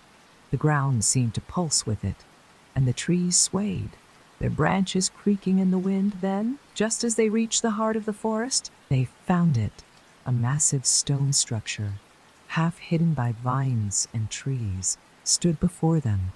It was an altar, far larger than the one they had seen in the village. The stone was carved with symbols, strange, foreign markings that seemed to shift and change the longer they stared at them. The air around it hummed with energy, the rhythmic thumping growing in intensity. This is what it all comes down to," Nathan whispered, his voice filled with awe and fear. Filled with awe and fear. Source. Claire stepped closer, her breath catching as she noticed something in the center of the altar. A large, dark stone, its surface glistening with a slick, black substance. It seemed to pulse with a life of its own, as if it were life of its own, beating in time with the thumping noise that filled the air. "What is this?" Claire murmured, reaching out to touch the stone. Nathan quickly grabbed her arm, stopping her. "Don't touch it!" But it was too late. As Claire's fingers brushed the surface of the stone, a deafening roar filled the air, and the ground beneath them shook violently. The forest seemed to explode in a flash of light and sound as the stone began to crack, splitting down the middle. Suddenly, a figure appeared, emerging from the stone itself. It was the same figure they had seen before, the one who had warned them, its form now fully revealed. A twisted shadow, more monstrous than human. Its eyes burned with an unholy fire, and it spoke in a voice that rattled the very trees. "You have freed me," it hissed, its voice echoing through the forest. Now the true reckoning begins. The figure before them was no longer just a shadow. It was a being of darkness, twisted and malevolent. Its eyes glowed with an unnatural light, the air around it crackling with an unnatural light. Energy. The forest seemed to bend to its will, the trees groaning as though in pain, their branches stretching toward the figure as if trying to escape its reach. Nathan, Claire, and Alec stepped back, their bodies tense with fear and confusion. The ground continued to tremble beneath them, and the pulsating beat of the stone grew louder, as if the very earth itself was awakening, responding to the figure's presence. "You freed me," the figure hissed again, its voice reverberating through the trees. "You should have left when you had the chance now. The price will be paid." The figure's hands twitched, and the stone beneath it cracked further, shards of rock crumbling away. Nathan, his mind racing, could feel the weight of what they had unleashed. The village, the well, the altar, all of it had been part of something much bigger, and now they had disturbed the very source of that power. "We didn't mean to. We were trying to help," Claire shouted, her voice rising in panic. "We thought we were freeing people, breaking a curse," the figure laughed, a sound that sent shivers down their spines. "Foolish mortals," it sneered. "You cannot free what was never meant to be freed." "This place, this curse, is not a prison. It is the last tether that keeps the world from falling into chaos. You have torn that tether, and now everything will unravel." The forest seemed to respond to its words. The air grew colder, the trees whispering ominously, and the ground beneath their feet shifted as though the earth itself was about to give way. Nathan, shaking with the weight of the situation, clenched his fists. "We can't undo what's been done, but we can still stop you." Alec nodded, his grip tightening on the branch in his hand. "Ready for anything? We've come too far to back down now." The figure's eyes narrowed, a flicker of amusement passing over its twisted features. "You think you can stop me? You've already done what you were never meant to do. This is not a fight you can win, but if you wish to try, then come." With a swift movement, the figure raised its arms, and the ground around them shook violently. The air crackled with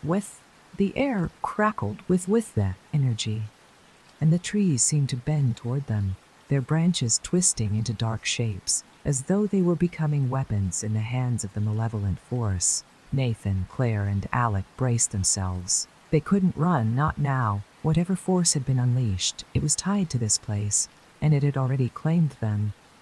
They had no choice but to face it. The figure laughed again, the sound a mixture of sorrow and madness. "You will regret your decision. You will all regret your decision.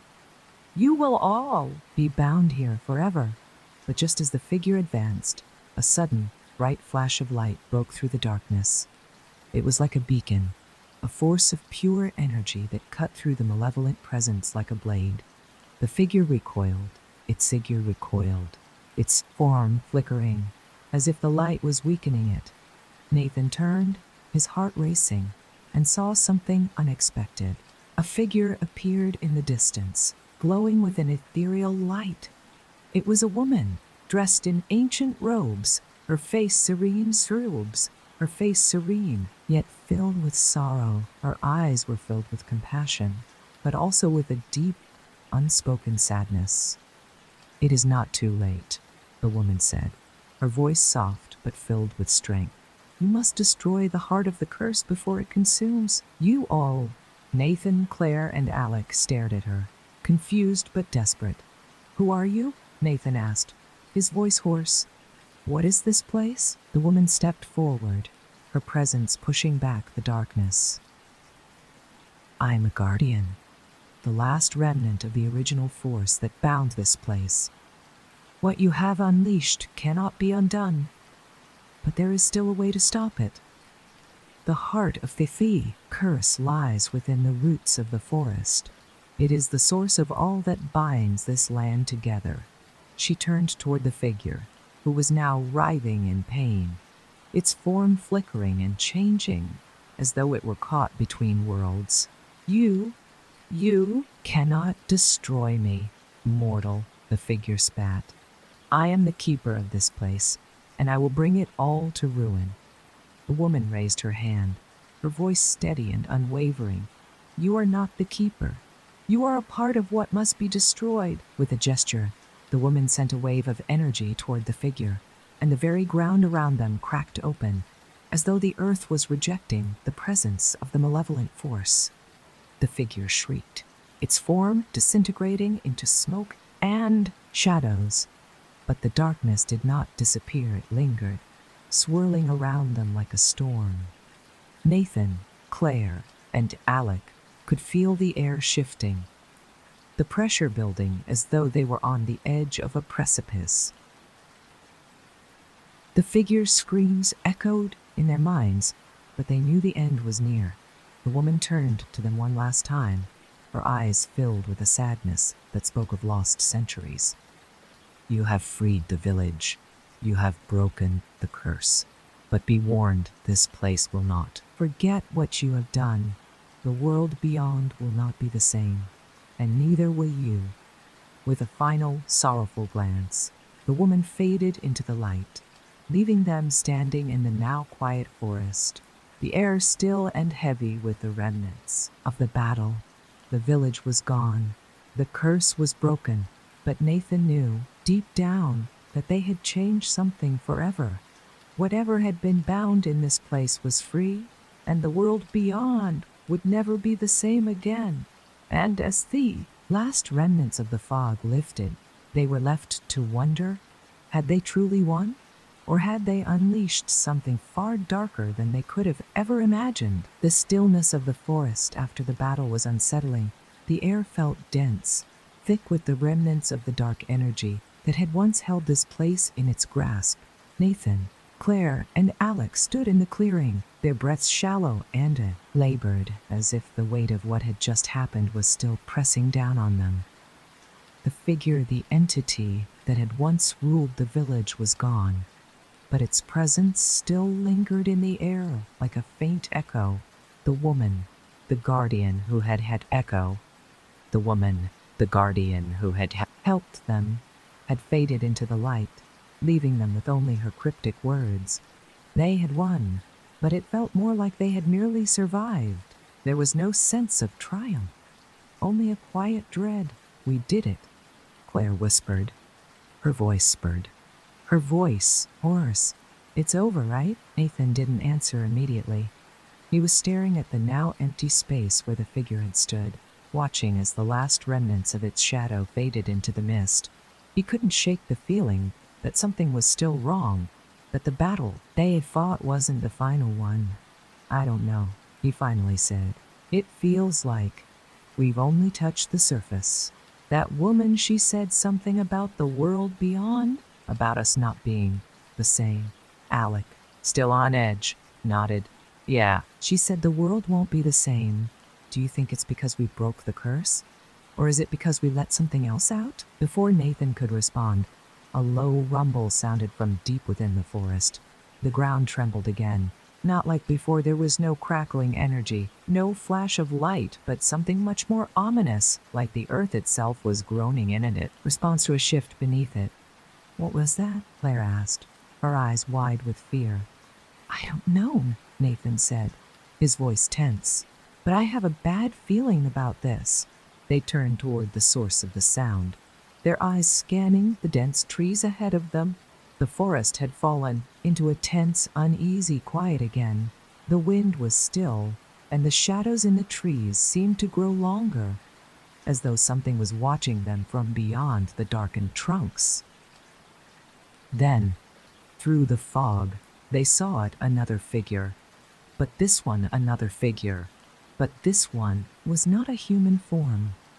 It was more like a shadow, a shifting presence that moved like smoke in the breeze, its shape constantly changing, as if it were not bound by any form or structure.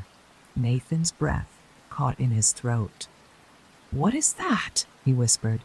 The figure drifted closer, its form fluctuating between solid and ethereal, like it was both part of the forest and separate from it. It didn't speak, didn't move in any way that made sense. It simply hovered, waiting. A sudden chill swept through the clearing, and the air around them thickened, pressing in from all sides. Alec gripped his branch tighter, his eyes darting around. "This feels wrong. It's like everything we've done, everything we thought we fixed, is just coming undone." Nathan stepped forward cautiously, trying to make sense of what he was seeing. The figure seemed to respond to his movements, drawing closer, yet always remaining at a distance. Its form flickered and twisted, as though flickered and twisted. It were watching him, gauging his next move. Then, without warning, a voice soft and almost imperceptible whispered from the figure, "You cannot escape." The voice wasn't just one voice, it was many, layered over each other, a chorus of each other whispers, each one overlapping and twisting together, creating an eerie sound that seemed to reverberate through their minds. "You have broken the tether, but you cannot escape the consequences." Nathan's stomach churned. "What do you mean?" he demanded, his voice strained. The figure shifted, its form flickering like a reflection in water. "You released something that was never meant to be free. The land is waking, and so too are the things that sleep beneath it." Suddenly, the things that sleep beneath it. Fog seemed to surge forward, thickening around them, swallowing the trees and casting everything into a world of shadow. The temperature dropped, and the forest felt as though it was closing in on them. The whispers grew louder, surrounding them from all directions. Alec shouted, "We need to leave now." But Nathan didn't move. Something about the figure, something about the way it spoke held him in place. It wasn't just the curse or the village that had been trapped here. There was something deeper, something older, that had been locked away beneath the earth. The figure drifted closer still, its voice dropping to a cold whisper. "You cannot run from the earth's will. You have broken its bonds, and it is coming for you." Suddenly, the ground beneath them cracked open, deep. Jagged fissures split the earth wide, sending chunks of stone and dirt flying into the air. The air was thick with an unnatural pressure, a force that seemed to be pulling them downward, as if the land itself was trying to consume them. "Get back!" Nathan shouted, grabbing Claire and pulling her away from the opening in the ground.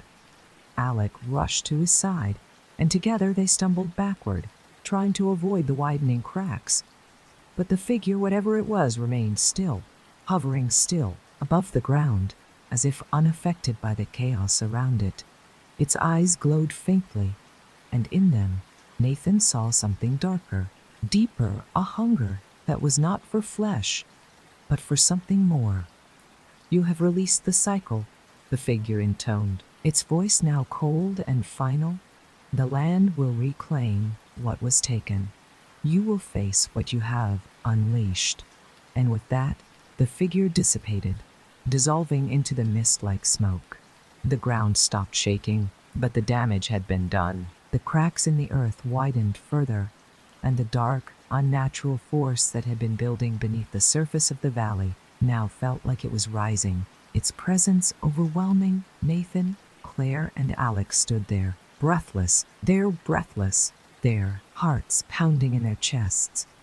The ground had stopped shaking, but the air was thick with tension, and they knew that whatever they had done had unleashed something that could not be contained. The forest had woken, and so too had the ancient, dark force that lay beneath it.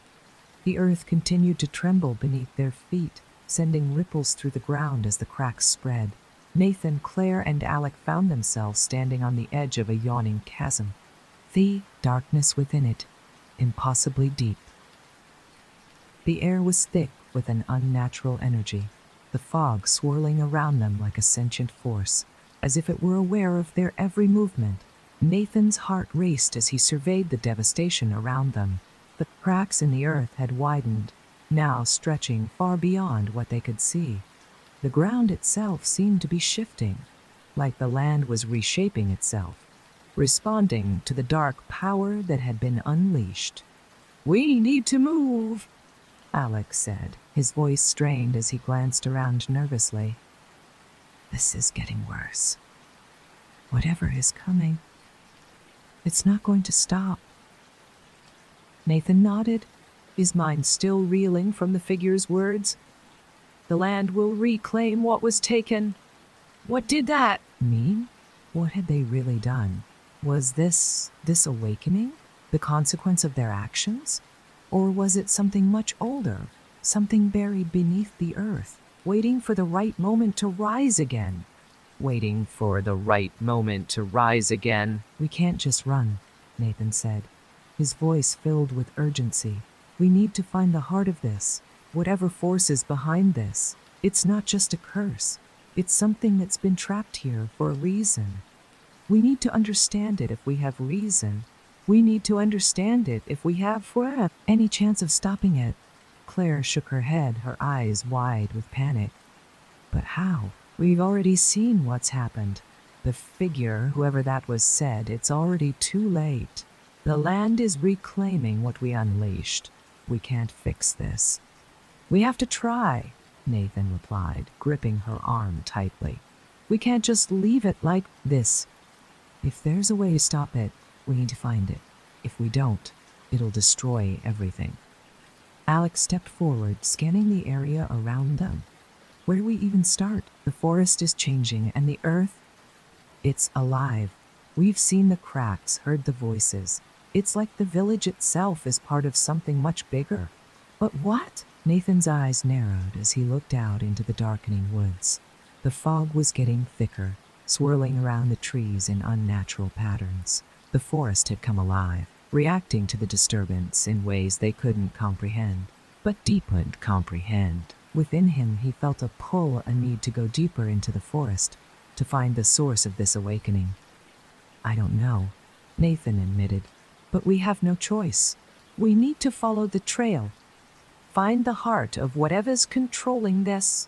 They started walking again, their steps slow and cautious. The forest around them had become a labyrinth.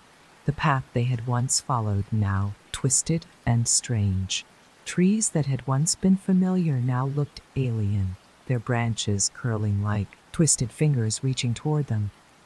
The air felt heavy with energy, and the further they walked, the more the atmosphere seemed to shift. Suddenly, they heard it again, the low, rumbling sound that had shaken the ground earlier.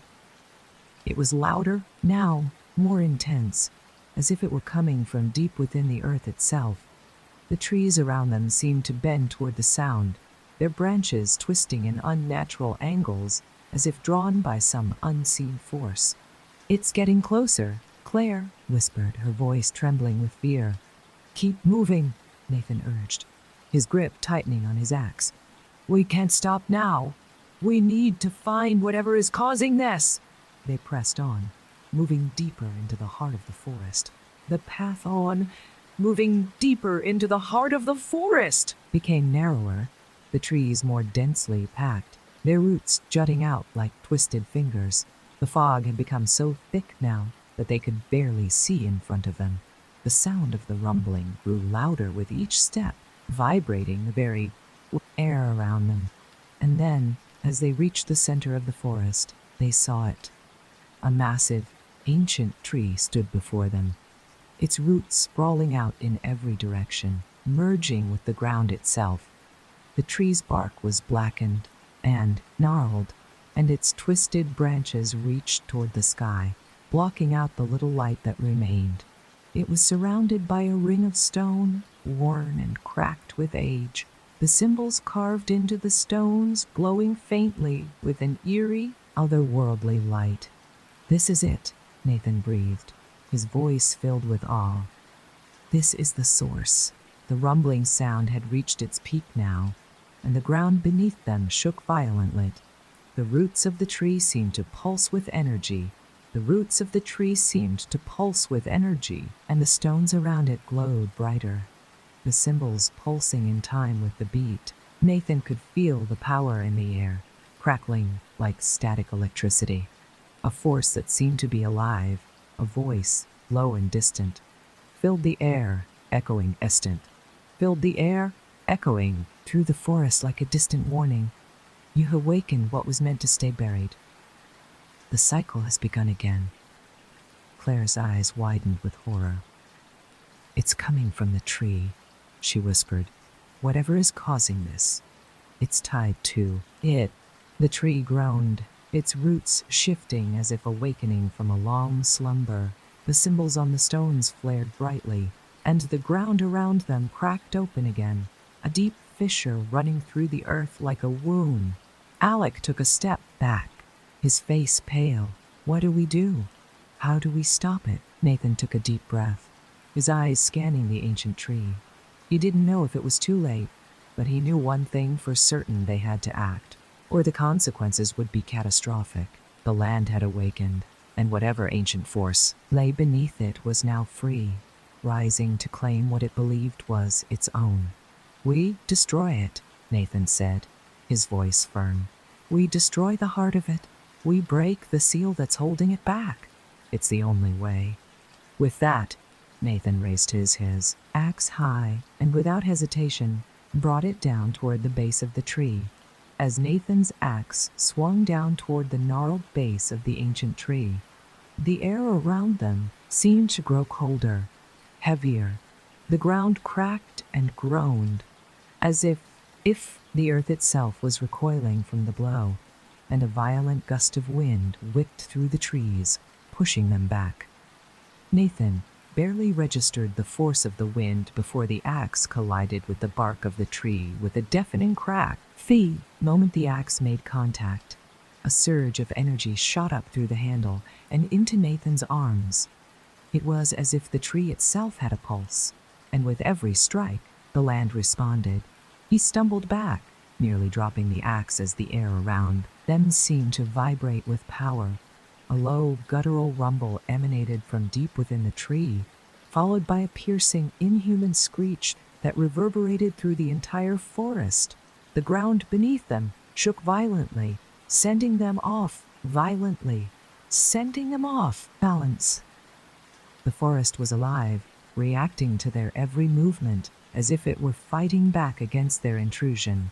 Get away from it, Claire screamed, her eyes wide with terror. She grabbed Nathan's arm, trying to pull him away from the tree, but he fought to stay rooted to the spot, his mind racing. We have to finish this, he shouted back, his voice filled with urgency.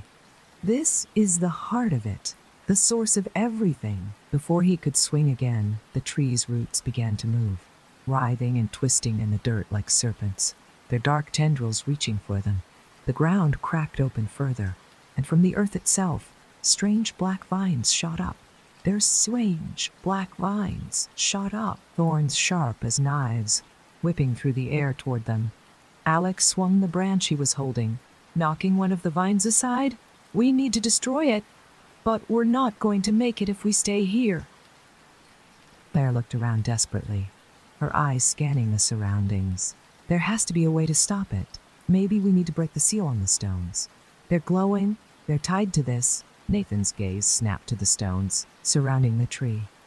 The symbols on them were glowing brighter now, the light pulsing in time with the heartbeat-like thumping they had felt earlier. It was as if the symbols were part of the tree, part of the curse itself. He could feel the force, the ancient power radiating from the stones, as if they held the key to everything. I think she was right, Nathan said, breathless. The woman, the guardian, she said, the heart of it is tied to the roots of the forest. The tree is part of it. If we break the seal on the stones, maybe we can stop whatever is rising. Without wasting another second, he charged toward the stones, Alec and Claire close behind. The vines, thick and fast, continued to whip around them, But they dodged and fought their way forward, making it to the first stone. Nathan reached out, his hands trembling as he touched the glowing symbols, feeling the pulse of energy underneath his fingers. The moment he made contact, the ground shook once more, and the light from the stones flared to blinding brightness. Nathan had to shield his eyes as the entire area around them seemed to distort, the world flickering like a mirage. The air grew thick, and the pulse of the stones became almost unbearable, vibrating through their bones. Then, as if in response to their efforts, the symbols on the stones cracked, a deep sound of stone breaking under immense pressure filling the air. The vines seemed to slow for a moment, and the wind died down as the very earth around them held its breath. Suddenly, the figure appeared again, this time in full form, standing at the center of the altar, its face twisted in fury. "You think you can stop it? You think you can undo what was never meant to be undone?" It hissed, its voice an echo of many. Nathan stood his ground, his fists clenched. "We've already done it. We've already set things in motion. This curse ends now." The figure's form flickered as if it were not entirely solid, as if it were not entirely solid, as if it were not entirely solid, being pulled between worlds. It screeched in frustration, its voice echoing throughout the forest, sending a ripple of darkness across the land. The trees shook, their branches cracking under the strain. "I am the keeper," the figure growled, its eyes glowing with unholy light. "And you have broken the cycle. The land will never be the same. The earth will claim what was taken, and you will be its first sacrifice." The ground cracked beneath their feet, and the air thickened with their feet. Dark energy. Nathan felt a heavy pressure in his chest, and his breath became shallow as the weight of the curse bore down on him. The vines surged forward once more, their thorns tearing into the earth, pulling at everything in its path. Claire grabbed Nathan's arm, her face pale. "We need to finish this now, Nathan. We can't stop here." Alec nodded, his face grim. "The stones are cracked. We're close. But if we don't do something now, we'll be lost with everything else." Nathan's mind raced. The figure, whatever it was growing stronger, feeding off their hesitation. Knew they had to act quickly or face the consequences. With a final, desperate push, Nathan raised the axe again and brought it down with all his might onto the cracked stone. A blinding flash of light exploded from the stones as the earth trembled violently. The figure screamed in agony, its form flickering out of existence as the ground shook one last time. And then, just as quickly as it had begun, everything went silent. The rumbling ceased. The vines stopped moving. The rumbling ceased. Forest, once alive with dark energy, fell into a profound silence. Nathan, Claire, and Alec stood there, breathless, as the weight of the moment settled over them. The village, the curse was gone.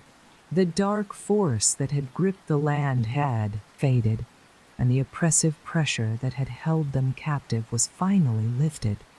But Nathan couldn't shake the feeling that this wasn't the end. The earth had been shaken, the land had been scarred, and something deep below still stirred, waiting. They had freed the village, they had broken the curse, but the land had been changed forever. The silence that followed the destruction of the well was profound, as if the very forest was holding its breath. Nathan, Claire, and Alec stood in the now still clearing, staring at the spot where the massive tree had once stood, its ancient roots now nothing but broken fragments. The cracks in the earth that had once surged with power now lay dormant, as if the land had exhaled a deep sigh of relief. But despite the stillness, Nathan couldn't shake the feeling that something was still wrong. The air felt heavy, as though it was waiting for the next move, the next twist in this endless game of forces beyond their comprehension. "We did it," Claire said, her voice barely a whisper, as if speaking too loudly might break the fragile calm around them. "It's over, right?" Nathan didn't answer immediately. His eyes scanned the horizon, the deep woods around them silent and foreboding. "I don't know," he replied final. "It feels like we've only dealt with one part of this. That thing, the figure, whatever. It wasn't just guarding the village. It was tied to the land itself. And when we destroyed the heart, we freed it. But I don't think that was the end." Alec, ever the skeptic, scanned the surrounding trees, his face grim. "You're right. It's too quiet. The land's still, breathing." Somehow, Nathan felt a chill creep down his spine. The forest, once a maze of twisted branches and ominous whispers, now felt strangely lifeless, as though its heart had stopped beating. The dark energy that had once pervaded every corner of the village and forest had vanished, but in its place was a stillness that was almost suffocating. Claire stepped forward, her eyes scanning the once vibrant forest, now shrouded in a mist that seemed to have no origin. "Do you feel it?" she asked, her voice low. "It's like the land is waiting for something. Something we missed," Nathan nodded, his hand still gripping the axe tightly. "I feel it too, like we've disturbed something. We've stopped the curse, but what if there's something else hidden here? Something deeper? What if we haven't freed the land, just postponed something worse?" Alex stiffened. "You're talking about the land itself, aren't you? The whole valley. What if it's still not done with us?" Before Nathan could respond, a sharp, sudden gust of wind tore through the trees, causing the remaining branches to creak and groan. The air around them seemed to crackle with tension, and Nathan instinctively stepped back, his gaze flicking to careful with tension, and Nathan instinctively stepped back, his gaze flicking to the darkening skies above. The fog had thickened once again, rolling in like an unstoppable tide, obscuring everything in a blanket of gray. And then they saw it. In the distance, just beyond the edge of the forest, a faint, flickering light appeared. At first, it was so small, so distant that they weren't sure it was real. But as they watched, it grew brighter, stronger, drawing them toward it like a magnet. "That light," Claire whispered, her eyes wide. "It wasn't there before. It's coming from the center of the valley." Alec's grip on the branch tightened, his eyes narrowing. Without another word, they began moving toward the light. The fog parted before them as if it were guiding them, pushing them forward despite their hesitation. The sound of their footsteps was muffled by the damp earth beneath them, and the deeper they went, the more the air seemed to hum with energy, as if the forest was alive, watching them, urging them toward something unknown. The flickering light grew brighter, more distinct, and soon they could make out the silhouette of something tall, something moving. It wasn't a human figure. It was large, twisting, shifting, as if it were part of the land itself. A massive shape rose from the earth, its form not solid but ever-changing, like smoke rising from the ground. "What is that?" Alec muttered, his voice trembling with awe and fear. "I don't know," Nathan said, his heart pounding. "But I think it's connected to the land, maybe even the source of everything we've seen." The shape shifted again, its form becoming clearer. It resembled a towering figure, cloaked in shadow, its face hidden in darkness. It didn't speak, but a voice, deep and resonant, echoed in their minds. "Foolish mortals," the voice boomed, its tone filled with a dark, ancient power. "You have freed the village, but you have not freed the land. The seal you broke was but a part of the greater whole. You have stirred the earth, and now the price will be paid." Claire stepped back, her face pale. We didn't mean to." "You never mean to," the voice interrupted, its tone bitter and cruel. "You awaken what was meant to rest. Now, you must face the consequences." Nathan could feel the energy in the air shift again, the very ground beneath his feet, humming with a dark, powerful force. The figure before them seemed to grow, its form expanding and contracting with each breath, its presence overwhelming. It was no longer just a shadow. It was the very embodiment of the land's anger, its viewer, Axter, Aja Kai, and the Negin Belder Yostipteres. Shadow, it was the very embodiment of the land's anger, its sorrow, and its hunger. I don't think we can fix this, Alex said, his voice strained with fear. We've only made it worse. Nathan's mind raced, trying to make sense of what was happening. The figure, the entity, wasn't just a guardian Orion, a curse. It was the land itself, ancient, powerful, and angry at being disturbed. And now it was coming for them. We need to stop it, Nathan said, his voice firm despite the fear rising in his chest. We can't let this continue. We have to find the heart of this, whatever it is, and destroy it. The figure seemed to respond to his words, its dark form flickering as if it were considering him. You think you can destroy what was never meant to be destroyed? It asked, its voice like a low growl. The land is eternal. It cannot be undone, not by mortals, not by you. The ground trembled again, and the figure's form expanded once more, growing more powerful.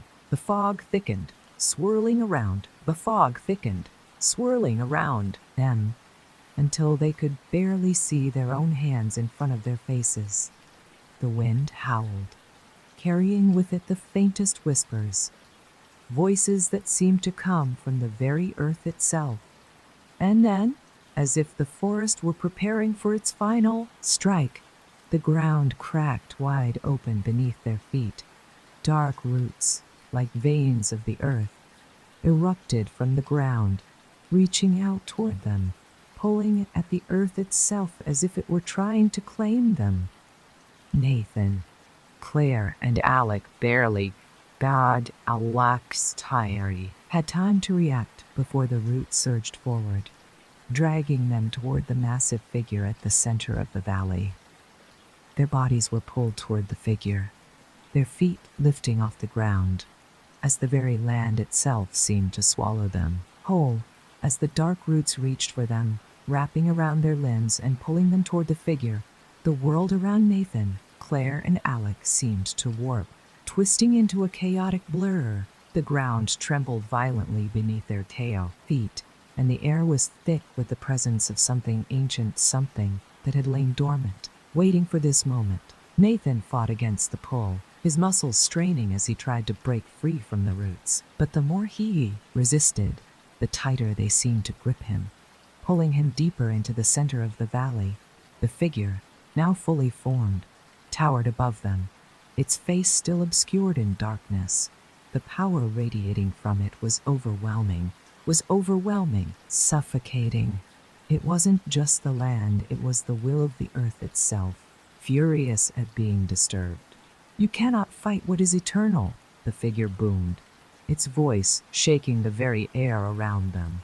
You have awakened what was meant to sleep now. You must face the consequences of your actions. Claire gasped, her eyes wide with fear. What do you want from us? We didn't ask for this, we only wanted to help. The figure's form rippled, its edges blurring and reforming, as though it were more than just flesh, more than just shadow.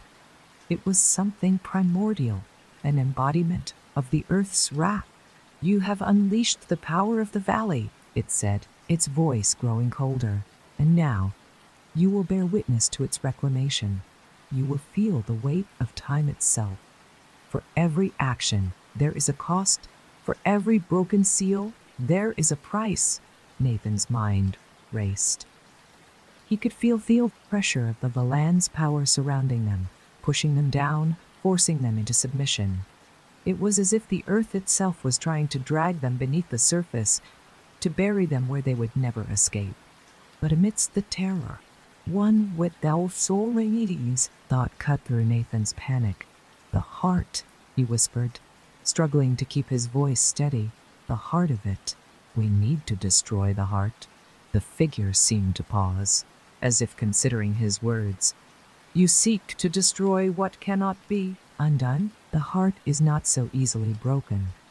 A surge of energy coursed through the air as the figure's form flickered again.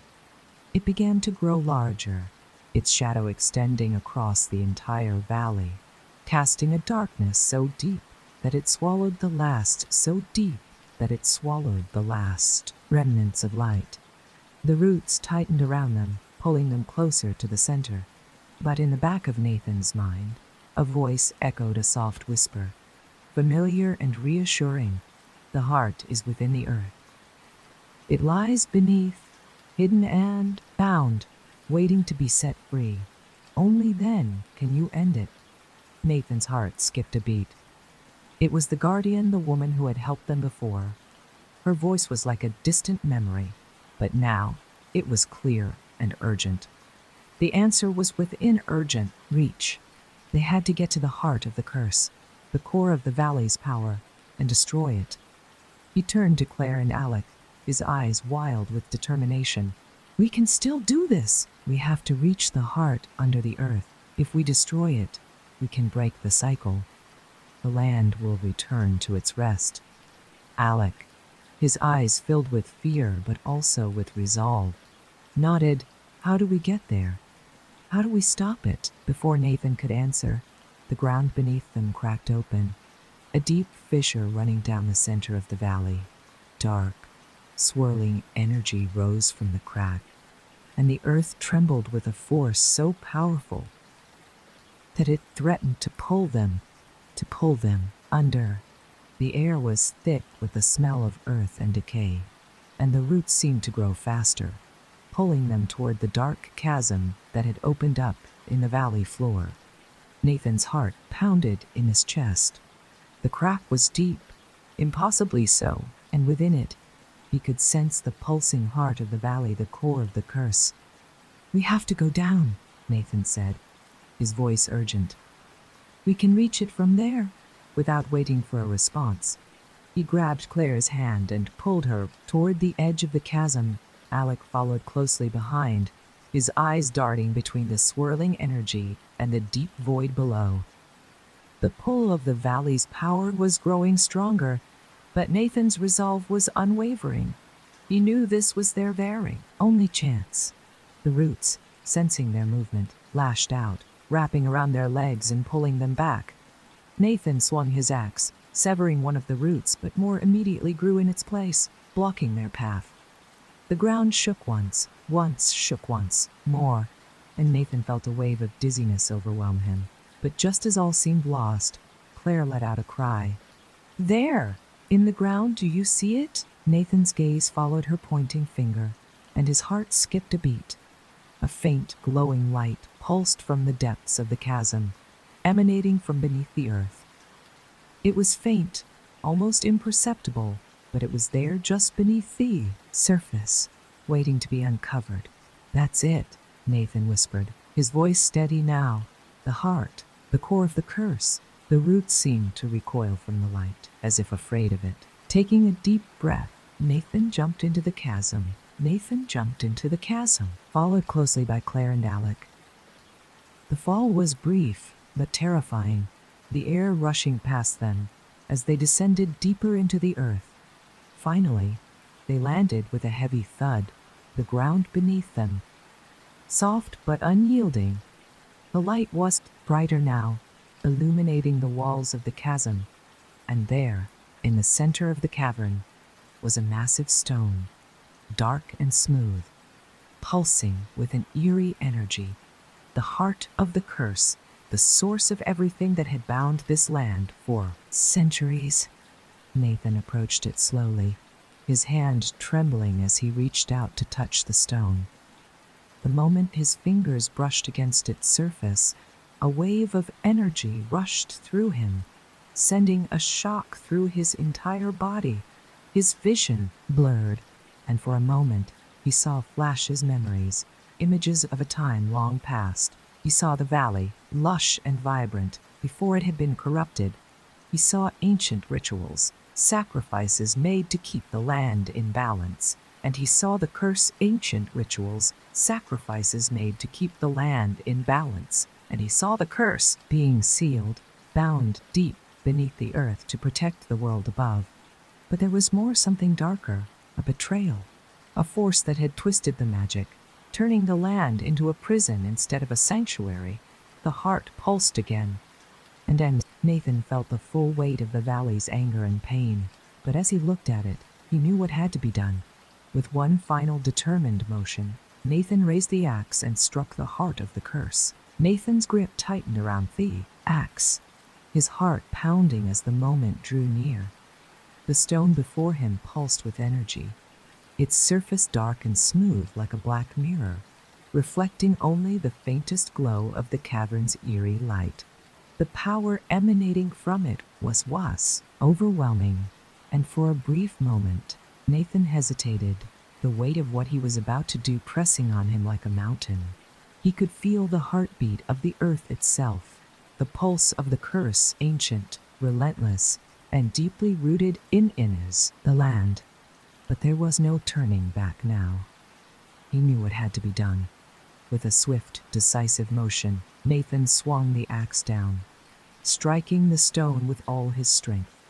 The sound of metal meeting stone was deafening, and for a moment it felt as though the entire cavern trembled in response.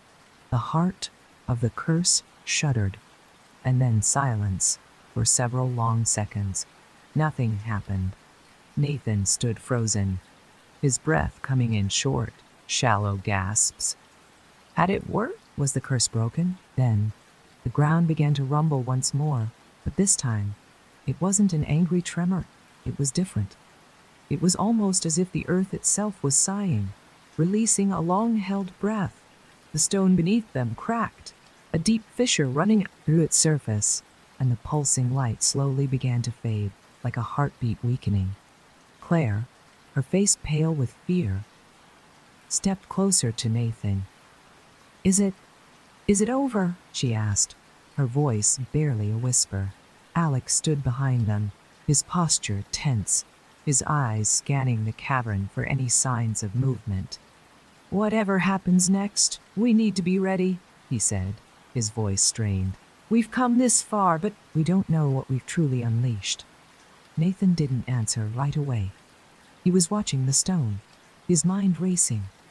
The pulse had stopped, but the energy in the air still felt thick, as if something was lingering, something still not quite finished. Then, slowly, the stone began to crumble, pieces of it falling away like ancient dust. The last remnants of the curse, the thing that had held this land in its grip for centuries, slowly faded into nothingness. The mist that had once, taken, Boru el prayed Jao, what surrounded them lifted, and the air felt cleaner, lighter, as the dust settled. A quiet calm descended over the cavern, and for the first time since they had arrived in the valley, the oppressive weight that had followed them was gone. Nathan let out a breath he hadn't realized he was holding, his shoulders slumping in exhaustion. "I think it's done," he said quietly. "The curse is broken. The land is free." Claire stepped forward, her eyes softening with relief. "We did it," she said, her voice filled with awe. "We actually did it." Alec let out a low chuckle, but it was tinged with disbelief. "I still can't believe it. We came here thinking we'd fix a village, and instead we ended up saving the entire valley. Who would have thought?" Nathan smiled faintly, but there was something in his expression, a lingering unease. As much as the land was now free, as much as the curse was broken, he couldn't shake the feeling that there were consequences to their actions. The valley had been awakened. The power that had been suppressed for so long was now released into the world. They stood there in the silence of the cavern, each of them lost in their own thoughts. What had they truly unleashed? What would happen now that the valley was no longer bound by its curse? What was the cost of breaking a seal that had been in place for centuries? Nathan was about to speak when he felt it, an energy in the air, faint but undeniable. He looked up at the others, his eyes sharp. I don't think it's over. Not completely. Claire looked at him, a frown pulling at her brow. What do you mean? The curse is gone. The heart is destroyed. What else could there be? Nathan shook his head, his gaze distant. The land is free, yes, but it's not just the land we've changed. We've disrupted something much larger, a cycle that had been in place for a reason. We don't know what else might come of it. The ground trembled once again, though this time it was different. It wasn't the violent shaking they had felt before. Instead, it was a soft vibration, almost a hum, that seemed to emanate from deep within the earth. The sound was low, distant, like the voice of something ancient waking after a long slumber. A sudden flash of light appeared from the cracks in the stone where the heart had once been. It was fleeting, but it was enough to send a shiver down Nathan's spine. This wasn't a sign of destruction. It was something else, something unknown. What's happening? Alec asked, his voice tense. Nathan didn't answer immediately. He was listening, feeling the vibrations in the air, the subtle hum of the earth beneath his feet. There was still something there, not a threat, but a presence, a force that had been dormant, waiting for the right moment to be felt. Then, as if responding to their presence, the hum grew quieter. The light faded, and the earth seemed to calm. It was as though something had been awakened, but had now settled back into its natural rhythm. I think it's just adjusting, Nathan said, his voice quiet but sure. The valley is waking, but it's not hostile. It's just moving with the changes we've made. There's still so much we don't understand. Alec nodded slowly. So we broke the curse, but the land is still connected to something bigger. Something we don't fully know. Claire glanced at Nathan, her expression thoughtful. We did what we could. We freed the people. We broke the seal. We broke the seal. And now the land is starting over. Maybe that's all we can do. Nathan stood in silence for a long moment, watching as the valley seemed to settle, as if breathing deeply for the first time in centuries. The weight of their actions was undeniable, but now the future was uncertain, open, and yet still filled with mystery. We've done all we can, Nathan said softly, his voice tinged with both relief and caution. Now we just have to let the land heal, and see what comes heal next. They stood there together, watching the valley slowly return to its natural state, the fog lifting for the first time in ages. The curse was broken, the land freed, but even as the last remnants of the darkness faded, they knew that the consequences of their actions would linger woven into the very fabric of the valley, and perhaps even the world beyond. The silence in the valley stretched on, as if the earth itself was contemplating the changes that had just unfolded.